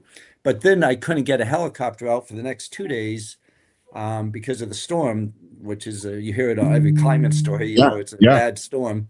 But I made it out, and I recovered. I'm still not fully recovered, but I went down to Kathmandu. The helicopter pilot just picked me up. It was actually a TV show, Everest Rescues. They put on a TV show during my rescue, and it got me back down to Kathmandu. And but I have to say, I'd like to finish that by saying I have zero regrets, because I am so glad I had that opportunity. I'm fine. I'm still out bike racing and running and doing all types of things. And but I would have hated to go the rest of my life saying I was gonna do this, but I wish I had tried this, but I'm just glad I went after it, and I don't have any regrets at all. I'm just fortunate to be alive. It was a near-death experience, and I'm just grateful. It made me more grateful. So when you say you're not recovered, what's lingering from that experience? My memory's not all the way back, and I have scar tissue in my lungs, and I keep track of all my workouts, like I know you do. But my running times, my bike times, I have pre-Everest and post-Everest. Post-Everest, the times are slower. Interesting. It's okay with me. It's okay with me. Because it gives me another goal. Now my goal is to try to get to my pre-Everest times. That's what I'm going after when I go for these trail runs and bike rides now. I'm trying to get my pre-Everest times back. Stop. You're making John and I look lazy. John and Keith here this morning with Don Mann, Surviving Man, on Mornings in the Lab with Keith, John, and friends. We're going to do a lifestyle tip, reset hour 2, and come back and keep the conversation. Don, I got to tell you, man, if anybody listening right now is not inspired by you, well, then they don't have a heartbeat. Frankly, it's actually pretty simple as that. Let's do a lifestyle tip. Don, we'll take a couple minutes to come back. All right, let's get after it, guys.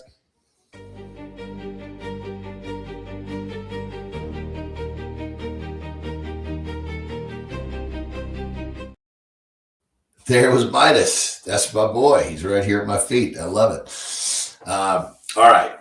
This was going to be short and sweet, man. So listen closely. The man who believes he can and the man who believes he cannot are both correct. Think about that. If you don't believe you can do something, you've already made the decision you can't do it. Now, how do you establish this belief? Action. Your brain runs off of basically when you do something, it's evidence that you can do, even if it's just a little step, that's evidence you can do this. You take a little more action, you get evidence you can do that. Pretty soon, you've got evidence you can do whatever it is you believe you can do. And then life has changed. So remember, simple, very powerful. The man who believes he can and the man who believes he cannot are both correct. The question you got to ask yourself is, which kind of man are you? Rock and roll.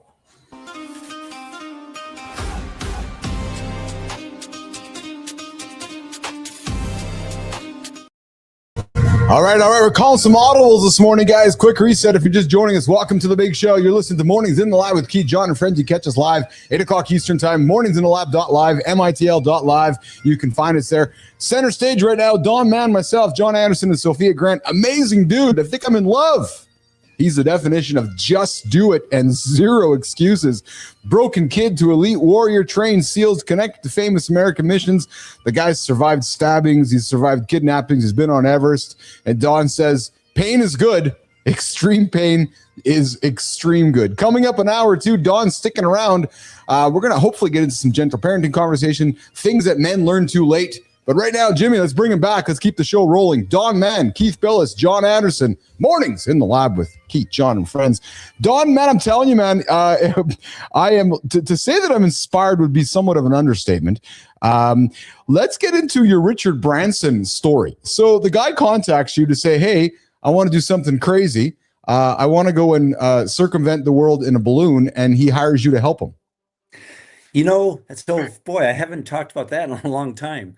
But the commanding officer at SEAL Team 6 at the time, his name was Bob Gormley. Yeah. Richard Marcinko created SEAL Team 6. Then Bob Gormley was his replacement. Okay. So Bob was my commanding officer and incredible person, incredible leader. And he met somebody in London who was good friends with Richard Branson. Yeah. And Richard Branson had asked Bob Gormley if he knew of I was a SEAL medic. Medic was my profession in the SEALs. Okay. He said, do you know of a medic who can assist me when I fly over North America and Canada, US? Yeah. And because, I'm going to be doing this balloon flight around the world. Yeah. And so Bob Gormley recommended me, which I was honored that he recommended me. But what happened is when Richard Branson came across, what I had to do is contact all the states and all the areas he was going to be in to arrange for medical treatment and support if he had crashed over North America. But nothing ever happened. I didn't have to do anything other than make all the preliminary plans and arrangements. So it was exciting that it was going to happen, but I ended up not being needed. Yeah. Hey, Don, so we got two big topics today in our deep dive. We like to, is our feature topics for today. You said you're a parent. Are you a parent? I am a parent. Yeah. Two daughters. Two daughters, yeah. If I may ask you, so I'll volunteer. I'm 54. Johnny's 54. What are you, 55, 56? A long time ago I was. I'm 67. Oh, good for you, brother. Oh, my God. You look like you're hitting 50 coming up. Hey, so I got a question for you. I don't want you to answer it. I'm going to throw the question on the table. We're going to run a clip, and then we're going to come back and talk about it, okay? Don, is gentle parenting failing? And are there some new ways we want to be considering parenting in 2026? Jimmy, let's run the opener. Let's come back. Gentle parenting didn't make you calmer. It made you unsure. That's not growth, that's a trap. I'm not raising a kid. I'm managing my guilt. Every no feels like I'm doing damage. That guilt is the receipt. A lot of parents are burned out and second guessing. You're not crazy. Kids don't feel safe with speeches. Love without structure becomes anxiety. So what's the move? I validate, but I don't fold. I can be warm and still mean it. Exactly. Feelings get honored. Limits stay firm. Repair happens after the storm, not during it. Today, we kill the confusion. You'll leave with a script that holds the boundary and keeps connection.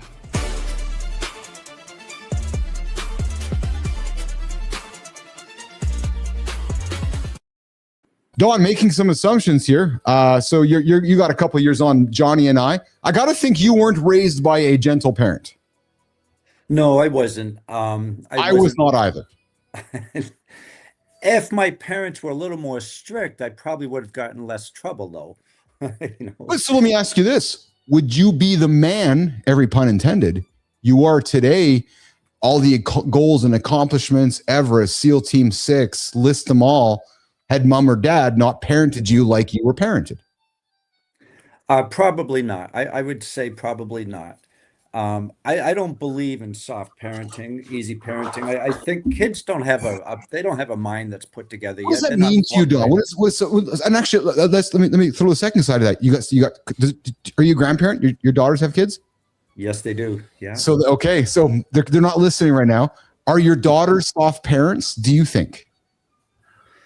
My daughter, I have a daughter and a stepdaughter, and my daughter is not a soft parent, and my stepdaughter is. And there's a difference in their children too. Interesting. Lean into this. John, we're talking soft parenting, John. And I asked you heard me ask Don. I can hear everything. Yeah, you heard me ask him, would he be the man he was today had he maybe not had some maybe tougher parents? John, is soft parenting? Do we need to reset how we're parenting our kids? I think so. Jesus Christ. Yeah. I think if one of the best things I heard from one of my daughters just told me this. Yeah. And it was like, fuck, it just was like the music to my ears. She's doing really well.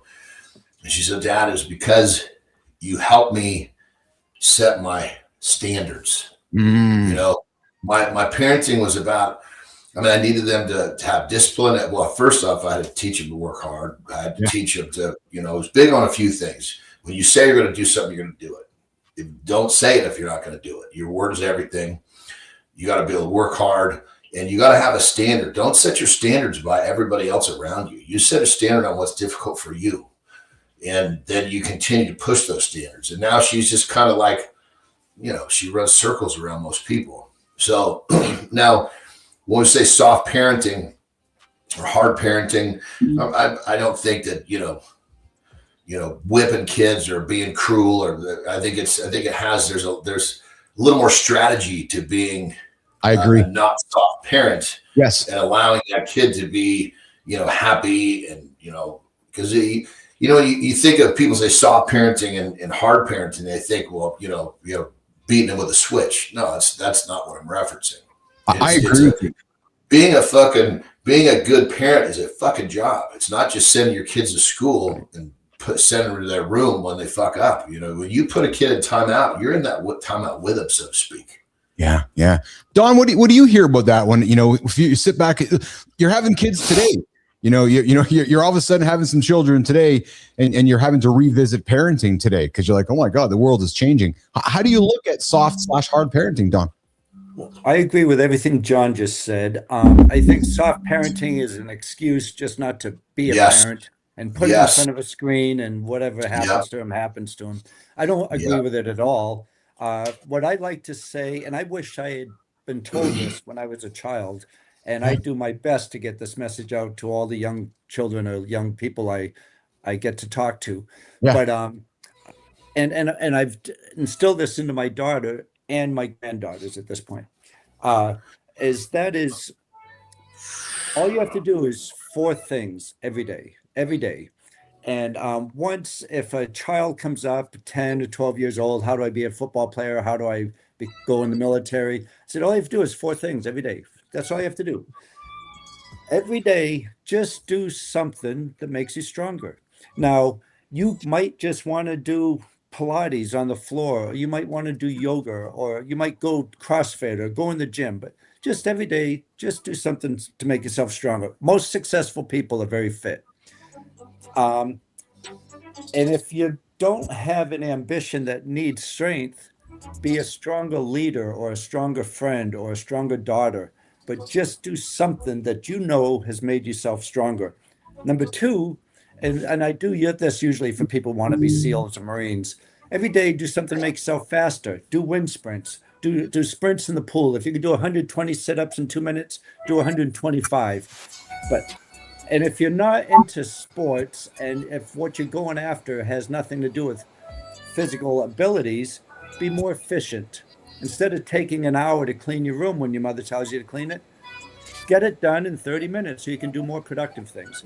But then most importantly, every day do something to make yourself smarter. If you want to become a piano player, practice piano every day. But just get smarter in whatever you want to do. If you're a cook, learn different recipes. If you want to be a SEAL, learn weapons. Go take an NRA shooting course. Go take a skydiving course. Go get your scuba diving certification. But just get smarter in whatever you want to do. So stronger, faster, smarter. But most importantly, every day do something good for somebody. And be a good person. If you see your neighbor struggling carrying out the garbage can, go help them. If you see they have, like for me, I'm snowed in right now, just go, and I've done this, just go help the neighbors shovel off the driveway. Or just give the school teacher, you know, if she's having trouble carrying all the books in, just do something good every day. Because before you know it, when you go to selection or you go to try to sign up for that football team or go to the recruiter wanting to be a Marine or a SEAL or something, you just might be the fastest, the strongest, the smartest, but the person everybody wants on the team because all you know is helping people. So I wish those four things I wish I knew those four things when I was younger. But now I like to try to instill those into my daughter and into my grandchildren. And it does work. And my granddaughter's sick. She's got leukemia. And so she's 5 and she's getting all these gifts all the time and I'm worried she's going to get spoiled. So when I was in Panama visiting with her a couple weeks ago, I said, here's what we're going to do. Every day, let's do something to make yourself stronger. And she loves it. She loves exercise, smarter. She will get on the computer to learn something. And now let's do something good for somebody. So we went to the store and bought a bunch of gifts to give to all the other children in the hospital. And because now you're doing something good for somebody. But I think if you did those four things every day, you're going to shoot for the stars, as they say. You might not reach them, but you'll land on the moon. You'll get much, much further in life than you would maybe if you didn't do that. And the person who taught me that was the greatest triathlete in the world.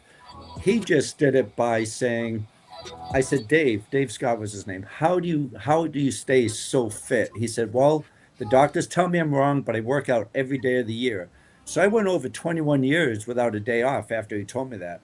And then I expanded it to not just working out. How about getting stronger and faster and get smarter? You got to train the brain too to go toward your macro goal.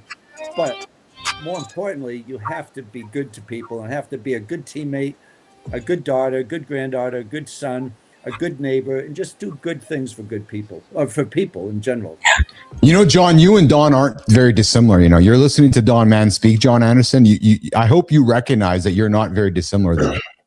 Well, you know, as I sit and I listen to you talk, Don, I was thinking, man, if I'd had somebody like you tell me this shit when I was like 9 years old, fuck. Because, you know, our parents do the best they can, but they don't always see things as clear. Like that's such a simple yet effective formula that a young person could grab a hold of and really make a difference, not only for themselves, but other people and even the world for that matter. You know, it's a formula I really like that, brother. Yeah. Well, so John, so as you and I keep working together, getting to know each other, and you talked about hiring coaches in your life, it's like a guy like Don Mann is somebody you want in your pocket, eh? It's like, okay, because this guy is dropping nuggets nonstop. And Don, I love how you constantly lean into one word, strength. A lot of people forget that, don't they? Like the power of strength, physical, mental, but you've used that word nonstop since you've joined this conversation with us today. Oh, I didn't realize I was doing that, but I know I think about strength all the time, and physical strength super important, of course, and mental strength is too. When for the sports I've been involved with and the physical things I'm involved with and have been involved with, our bodies break down and you end up collapsing. But if your mind keeps going forward, as long as you're conscious, if your mind keeps going forward, you can keep moving. And so everybody's body breaks down at some point. And for instance, the sports I was involved with, the adventure racing, those are like 500 to 600 mile nonstop biking, swimming, climbing. It goes 10 days, 11 days nonstop, usually in the mountains. And it's the hardest thing I ever did ever. And you have your backpack on and you're pretty much hallucinating, and it's difficult. And your body breaks down. You can lose up to 20 pounds. You look terrible because all your muscles breaking down and it's being used as energy. And but if it keeps going, it keeps going. At some point, people want to quit. But if your mind is stronger than your body and you know your body's breaking down, but your mind says, nope, there's no other alternative. You got to keep going. That's the mental strength that I'm pretty much obsessed with, is making your mind so powerful, because you can train your mind to get stronger each and every day. Every day you can make your mind stronger. And there's a different breed of it. Not everybody has a strong enough mind that can push the body to break first. Most people's mind will break before the body. You know, when you're strong-minded enough where you can break your body, you become kind of an elite. Would you agree, Don? John, I couldn't agree more. And I love what you said earlier. If the person says I can, they're right. But if they say they can't, they've already defeated. They're already defeated, and they can't. But if you can say, I can do this, I can keep going. I can keep going. Yeah, your body will break down, but I can keep going. And you get the objective, a successful mission objective at that point. Well, and look at the stories that you told. I mean, your body's broken down to the point where you took a nap in the middle of your race, so to speak, but you got up and you kept going. It's just temporary breaking. It's not like breaks all the way. You know what I mean? Right. It's like but it's just so crazy how the majority of our population is completely limited by the lack of mental strength. The body can do so much more than they're aware of. So and it's such a shame. It's such a shame, because imagine what a better family member you can be if you pushed harder to be a better family member. Imagine if you worked for some company and you pushed yourself to become a better employee. Our country would be stronger. Everything would be stronger. I'm worried about our country. We have so many people who sit on the couch looking at their phones and doing whatever they do on a computer. I mean, we're going to get surpassed with that mentality. And the Chinese and Russians, they're not like that. They don't sit around and do nothing. And I'm worried that a mentality of our country has taken the dive it has. You know, like I mentioned earlier on, my father, he was from the greatest generation. Boy, we got attacked. They all went to war. They fought hard. They came back. They didn't ask for anything. They didn't, they weren't crying or whining about what they saw or what they did. They went right back to war, right back to the United States, and they built the greatest country ever.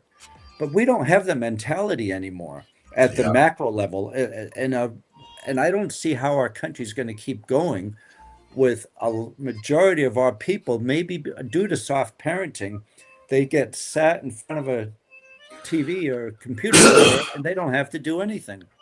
Well, I mean, on a measurable level, on a measurable physical level, our generations are physically getting weaker than their fathers. Oh, yes. I couldn't agree with that anymore. I agree with that. Don, what scares you?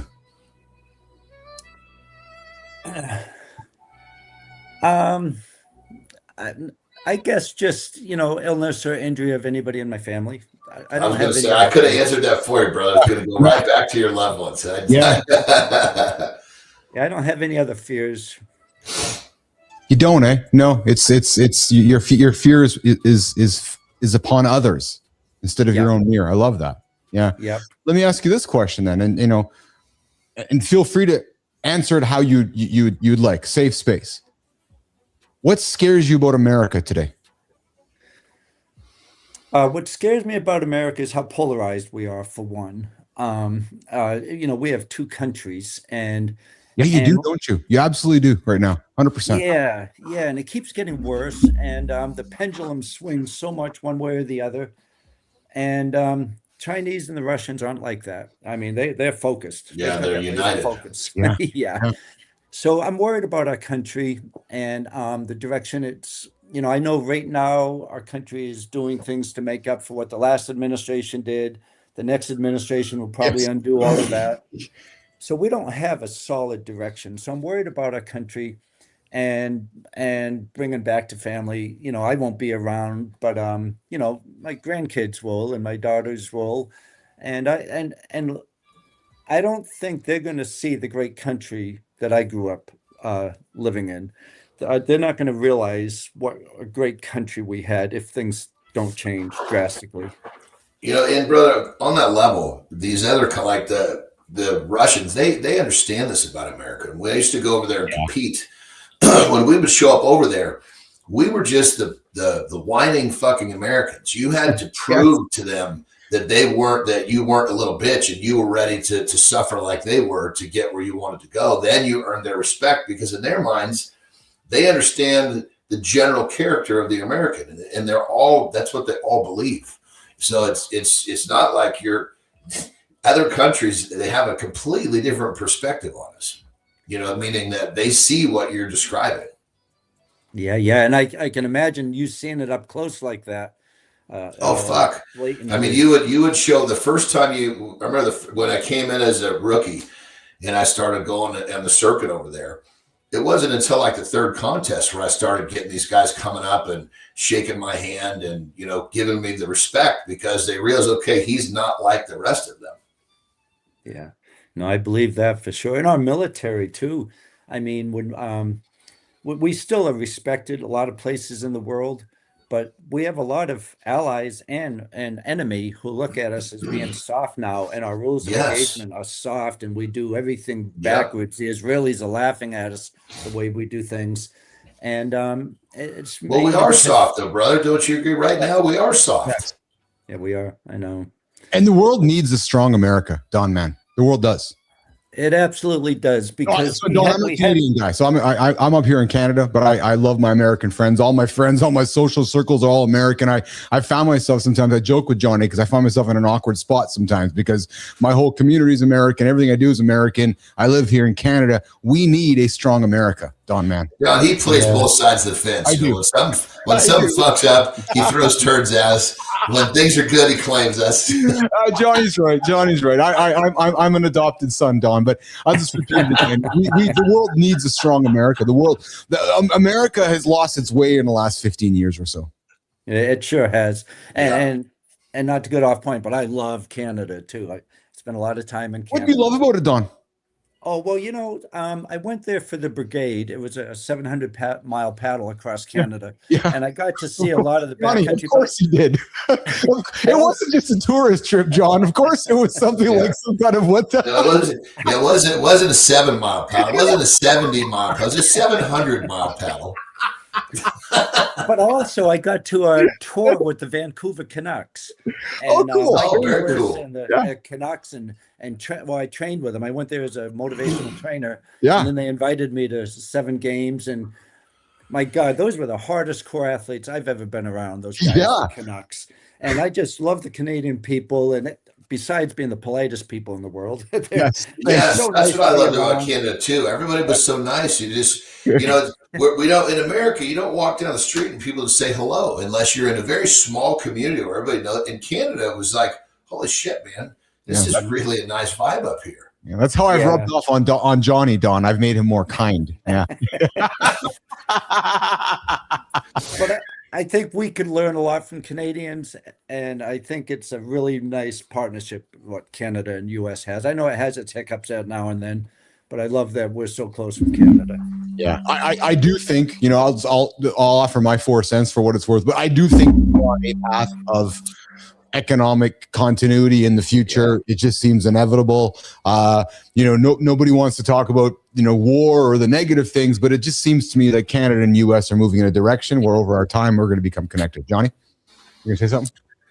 Yeah, no, it's just kind of crazy the conversation we're having, because it's also true, but it's like this thing's been in motion for countless decades. It's like, what's going to be the breaking point? What's going to pull the nose back up? It's true. What I was so, you know, the economy in Canada right now is struggling big time. So, you know, and Don, we can have war one of 2 ways, right? We can have war with diplomacy and economic levers, or we can have war with military might. And I will suggest that there's some economic activity happening out there right now that we're not going to spend much time talking about it. But I want to say this, dude. Don, man, You might be one of my favorites, man. Man, I'm telling you, I could sit here and listen to you all day. I feel like, Johnny, we just scratched the surface with you, my friend. Honest to God. Like, thank you, Keith. You are an inspiration, you know, and I'm you know, you well, Don, your standard of difficulty is really off the charts. Your standards, you have a much different standard. Yes. You know, when you say, "Oh, I went and did, you know, this paddle," nobody's fucking expecting 700 to follow that. No, like, you know?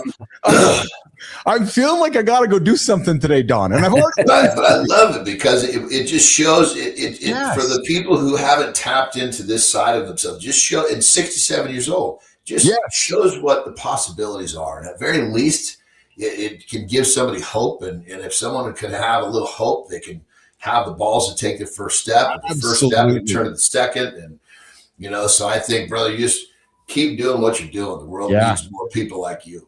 Yeah. Thanks, hey, Don, John. Don, growing up when you were sick, did you have like a home starter pack like this? I know I did. I think Johnny Anderson did. Check this out, guys. Let's put this on the screen. Look at this. I found the 80s homesick from school starter pack. Remember all that stuff, Don? Remember the Campbell soup and the Price is Right on the couch with the Afghan and that Schweppes ginger ale? I think that came from my mom's closet, actually, because I got all that stuff growing up. Very much so.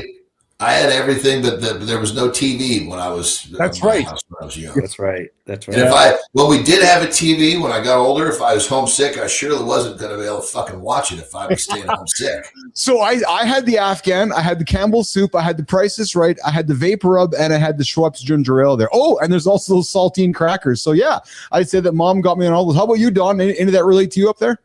I think it all does. Yep. Exactly. Got home from school, you have a little snack, but then you go outside and play.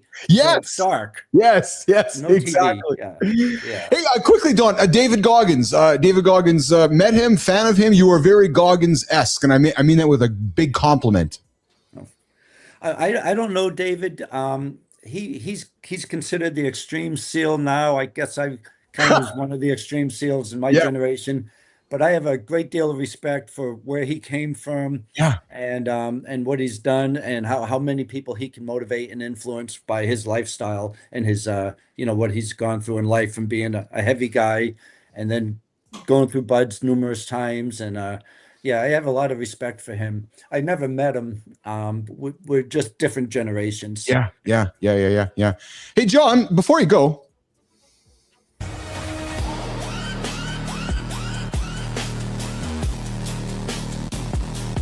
Hey, John, before you go, February 2026 is perfect. It lines up like the calendar finally got serious. Sunday start, Saturday finish, 28 days, 4 straight weeks. Okay, that's neat. Now watch the gym. January is vows.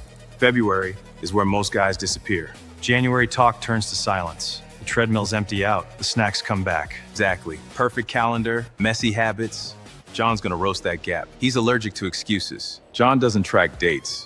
He tracks excuses. He can smell "I'll start Monday" from across the room. Hey, John, tell them what to do when motivation dies. Because February doesn't care about their feelings.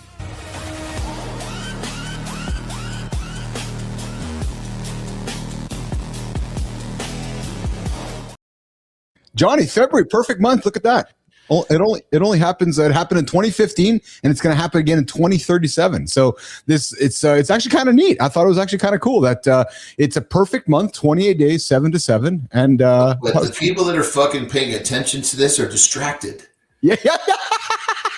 If you're fucking paying attention to this, you're not fucking. You should just be doing. Who fucking cares how many days? Does it really fucking matter if it lines up perfect? You don't line up perfect. Fucking do it again today, and tomorrow, and the next day. Who fucking cares what day it is? Who cares what time it is? Just go fucking do it. Don, man. Oh yeah, John. That's perfect, John.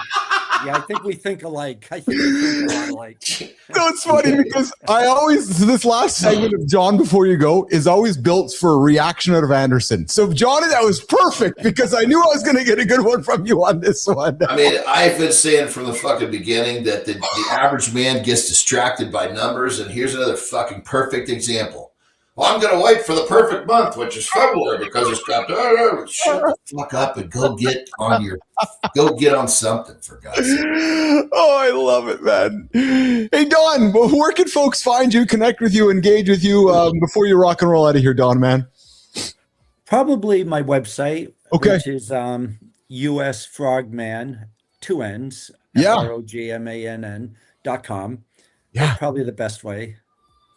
Awesome. US Frogman, Don Man, joining Keith and John this morning at Mornings in the Lab. Don, dude, I'm going to say this out loud, man. I love you, dude. Lots of love from me to you. So kind. You're so awesome, man. I got such respect for you. Keith, thank you so much for having me. And John, I love your show and I love talking with you. And I'm very grateful to be a guest on your show. Thank you. Yeah, brother, it was a pleasure hearing you speak today. Thank you for your time. Yeah, awesome. Jimmy will walk Don out of the lab. I look forward to grabbing coffee with you later, Don. Okay. Thank you, Keith. Take care. All right. Thank you, John.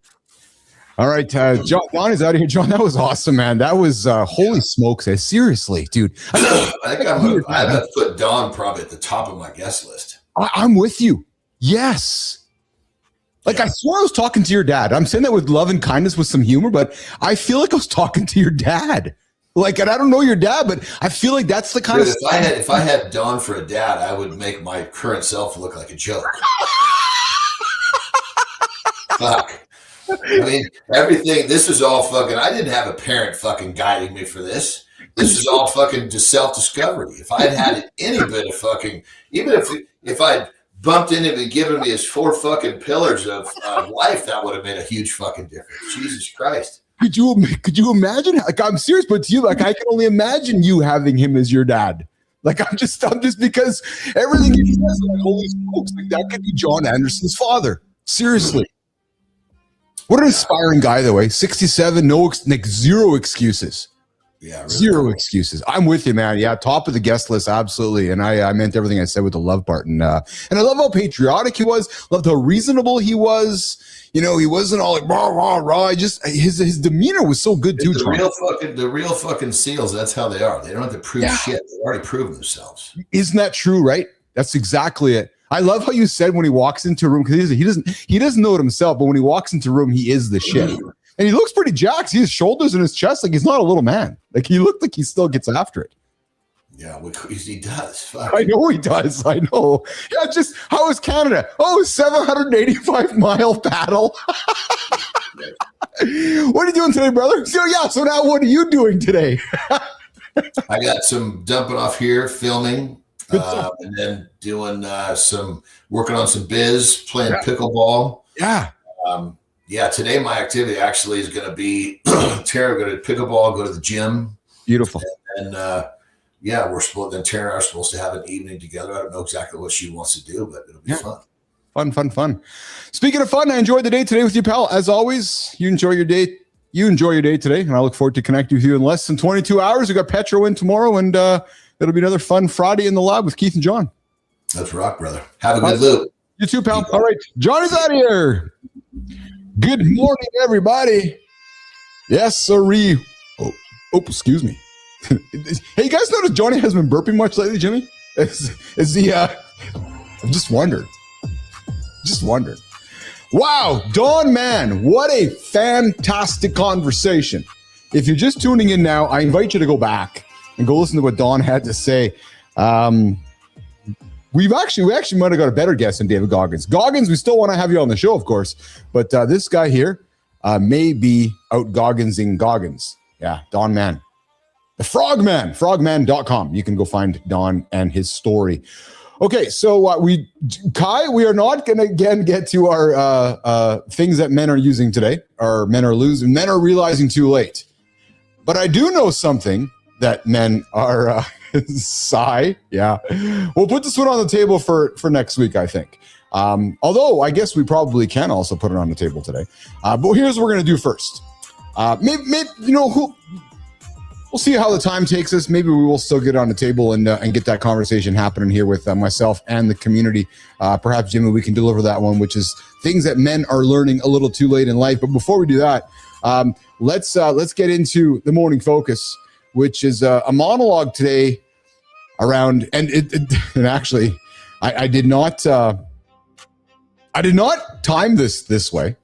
But after spending the hour with Don Mann, it's hard to think that this monologue is not related. Hey, Jimmy, like it's the relatability of what we're going to talk about here for the next couple of minutes compared to what we just listened to probably could not be lined up any better. And how does it go? It's the 7-day audit. Your life is already voting.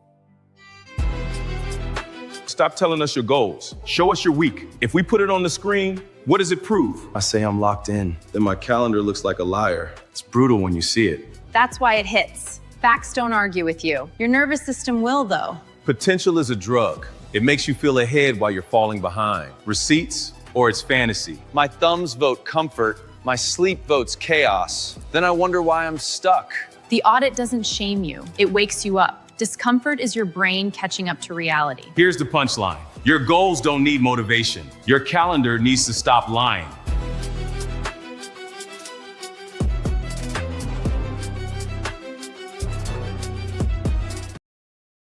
All right, guys. Hey, listen, let's do something most people refuse to do because it's terrifying. Let's audit you. We all hate the word audit, don't we? Like, oh my God, they're going to audit me. Yeah. Let's audit you. No, not your intentions, not the big plans, not the vision board, not even your trauma. And I'm sorry, Don, not even your excuses. No, let's audit your week. So let's sit back and lean into this monologue today, because if I took the last 7 days of your life and I put it on the screen like a bank statement, what would it prove to yourself? Oh, that's kind of scary, isn't it? Because you can tell me you want to get in shape. You can tell me that you're building a business. You can even tell me that you're working on your marriage.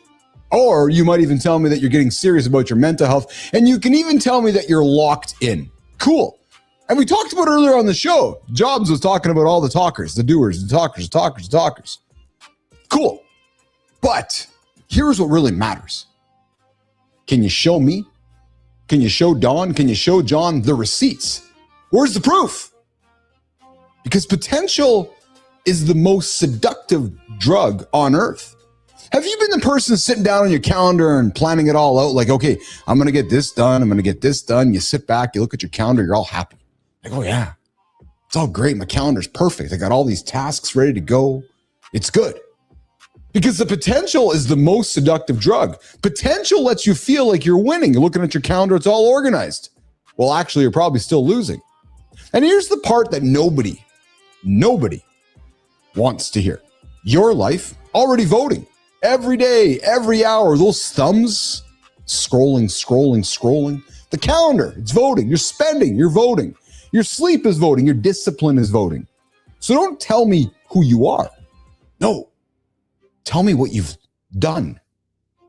Tell me what your last 7 days say you are. That is the audit. Let's audit your habits. And the audit doesn't care what you meant to do. Too many people, I meant to do that. You heard Don earlier. Well, I meant to stay in the Buds program, but I was tired, so I couldn't last. Because the audit doesn't care what you meant to do. The audit didn't care that you were going to try to. The audit doesn't care that you had a busy week. The audit doesn't care that your tech might not have worked this morning. The audit absolutely doesn't care that you're going through a lot. No, because we're all going through a lot. What the audit does do is it shows you patterns. And what we know is patterns don't lie. Most people live in a fantasy where they are a future version of themselves, looking to the future. I'm going to do this. I'm going to climb this. I'm going to accomplish this. And they already talk like they're already her. They already talk like they're already him. We've all done it. I've done it. But the problem is that we are not.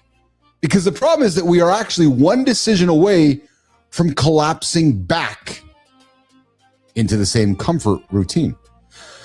I can't finish all these reps. I got a lot going on in my mind right now, so I'm just going to not finish it. And listen, I'm not saying this to be cruel. No, that's not the intention of this monologue today. It's not here to kick you in the ass and to be cruel to you. No, that's not the goal. I'm saying this because I love you enough to tell you the truth. If you don't have proof, you don't have a plan, you all only have hope. And hope, it's not a strategy.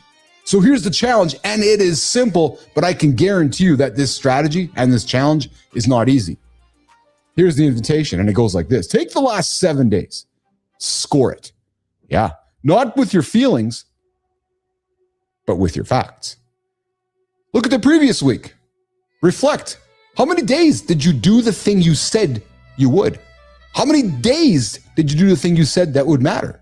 And how many days did you choose comfort instead?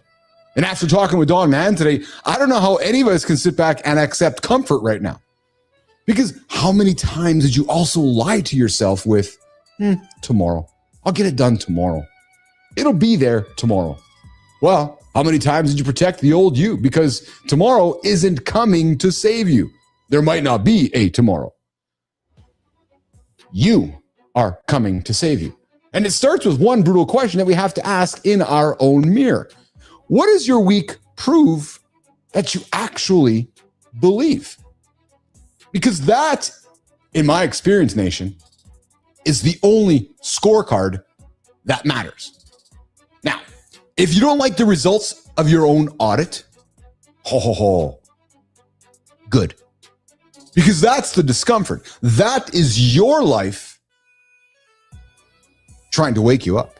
That is your life presenting it back to you in your own mirror, showing you your own audit, not me, not John, not Don. That's your life. That's your calendar. That's your discomfort reminding you that perhaps you're not achieving the goals that you said you wanted to achieve, but I said I wanted to do it. I said I'm a visionary. I'm a visionary. Yeah, but you're not the doer. Visionary needs to connect to the doer to achieve greatness. So let's fix it starting today. Your goals, guys, do not need more motivation. You know what it is? Because we all have what I'm going to say next. We all have what I'm going to say next. Because those goals, they do not need your motivation. You know what it needs? Your calendar. The calendar you use every single day, whether it's digital, whether it's physical, whether it's analog, whether it's paper, whether you write it down, whether you look at it every single day. But that calendar you have, you got to have an honest look at it. Because your calendar needs to stop lying to you.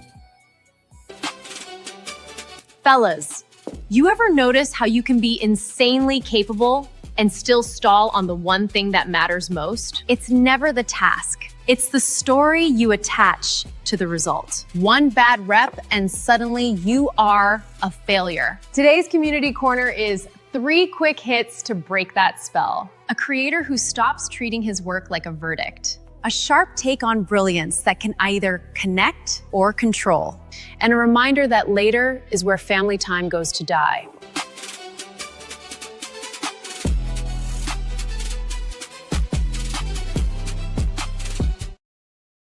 All right, guys, coming up in the Community Corner. Man, I'm tired today. Woo!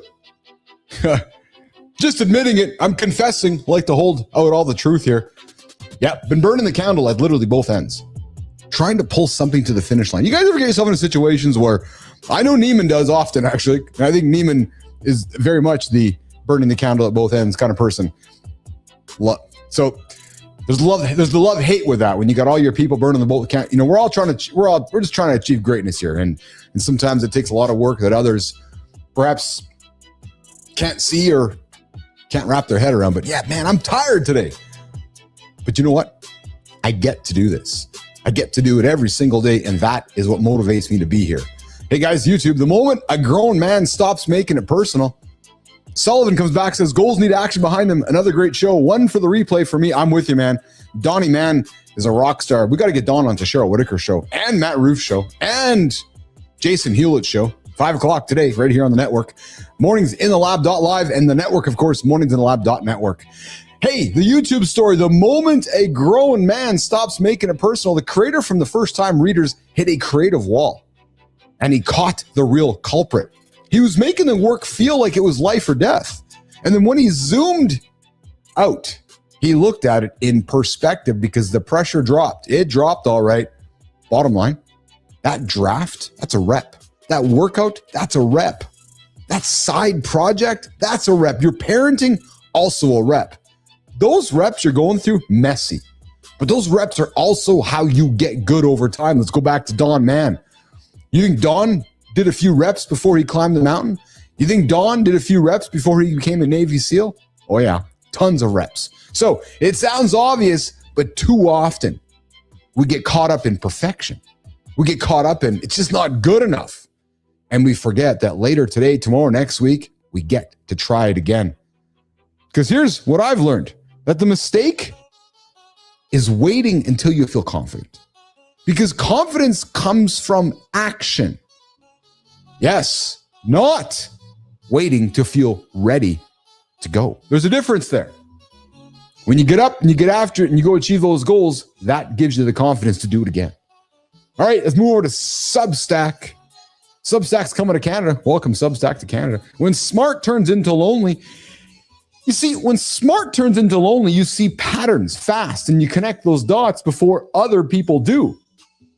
Adams Quinney over at Substack calls it brilliance. But the question is, what do you do with it? Well, some men hide it to fit in. Others swing it around to control the room. But there's both options that still kill the connection. According to Quinney, the better play is to use insight to help, not to flex. So if you're a leader, this is everything. Like we say here in the lab, the goal is not to be right. Well, yeah, it is actually, especially when Anderson's not around. Nah, it's out here to get results. True story. All right, last one. I love this one. This is a good one, actually, guys.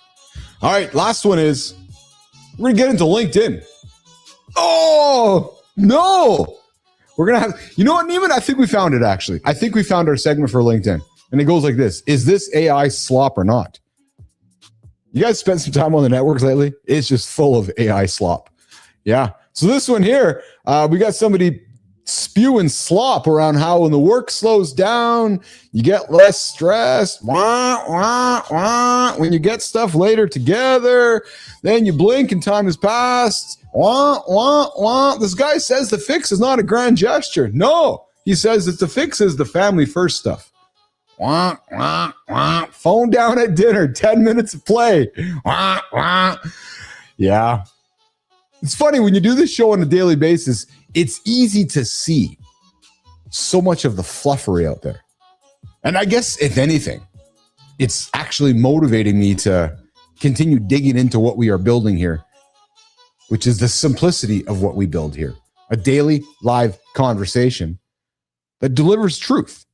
Truth around the sense of not much rocket science, actually. Get your sleep, get your water, get your protein, go lift some weights, repeat. Spend time with your family, repeat. Right? So, but yet we find so many of these, what are we going to call them, Neiman? Thought leaders offering us regurgitated AI slop. Here's the question I have, though, actually. Do people really believe some of this stuff?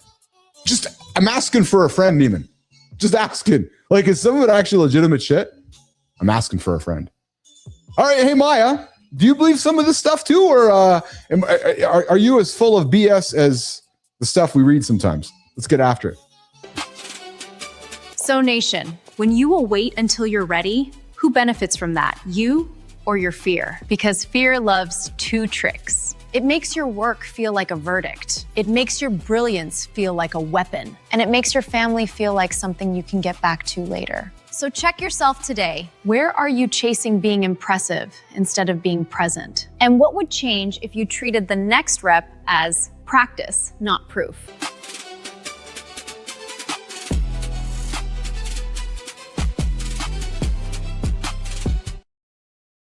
Sure. This is when we have these hookups that we don't know what's going on here. It's funny, actually, because I think the video. So here, hey, Melissa, we were talking about yesterday. I did not see the video play.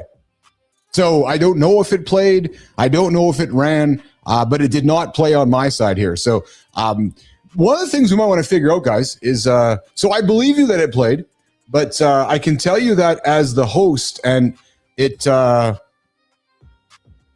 because it happened yesterday with Whitaker and it happened to me as well. So I don't know. Maybe it's setting things up on. I got to be honest with you, I don't know. I just know that, and I don't know what the viewer saw. So if the viewer, I guess we should check out YouTube to see if the viewer saw me standing here like a tool, or if the viewer saw us actually running the show live. Hey, is that the Mornings in the Live channel? It is the Mornings in the Live channel, 100%. I'm gonna have to talk to Jorge. We want to have the horizontal stream there instead of the vertical stream up there. But you guys can come watch the show. Come check it out. Morningsinthelab.live. You guys will see our show there live every single day, 8 o'clock Eastern time. Morningsinthelab.live is where you will find our show every single day, Monday to Friday. Morningsinthelab.live or mitl.live. Guys, we got a brand new site. It's launched. We got some polls going up there. No, Jimmy, I don't got any poll jokes. No, yeah, sure. I don't know if Cheryl's heard any of my poll jokes. Cheryl, you'll have to ask me sometime for my poll jokes because they're pretty good. Yeah, they're very good poll jokes. But yeah, we got polls. We got the daily question, the daily opinion. We got highlights. We're going to be adding a bunch of new cool things to the companion app. The goal is, if you scroll to the top there, Jim. The goal is you guys can follow along with the show. You'll see there that there's a little drop down that shows you what we're talking about, what's coming up on the show, and so forth. So it is built as a companion app for your mobile. So Sullivan, I know you tune in on a daily basis. I appreciate that. Same with you, Holroyd. Well, you guys can be even closer to the community as we launch this companion app. And what we're also doing is giving you guys the ability to check in and show your accountability, whether it's with your own picture or a generated picture. We're hoping to get folks lined up around just a daily check-in, some daily accountability. Maybe not hitting the snooze button. Maybe these things that can help us achieve goals that get in the way with by using the everyman stuff. So, all right, listen, I'm going to do some pivoting over here, and we're going to start walking onto the lab here, and I'm going to make this sound over here like this, like this. All right. Guys, today, 5 o'clock Eastern time, the Jason Hewlett Show dropping right here on Mornings in the Lab Network. Jason's got some fun things talking about here today, so I hope you guys will tune in live, of course, with Jason. And hey, every Wednesday, 8:30 Eastern time, the Cheryl Whitaker Show. It's called It Starts With Joy Live. Cheryl dropped her first one yesterday. It was awesome. I would invite you to go check out her cast of characters. You got Beatrice over there. You got Atlas over there. And, of course, you got the incomparable Cheryl Raphael Whitaker dropping conversations around joy and leadership and things that will help you move your life forward. And, of course, we go live Monday to Friday right here on morningsinthelab.live. Tomorrow we got Dr. John Petrocelli joining us in the lab, and we got another guest as well. Hey, Jimmy, who do we have tomorrow on the show too, man? I got to pull it out of my pocket here. We have somebody else tomorrow as well. I know we do. Let's see who gets it done faster.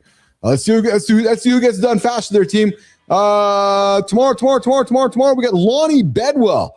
Lonnie Bedwell, along with Dr. Don Petrocelli, live, 8 o'clock, morningsinthelab.live. That's where you'll find our show, 8 o'clock Eastern time. We'll see you guys tomorrow.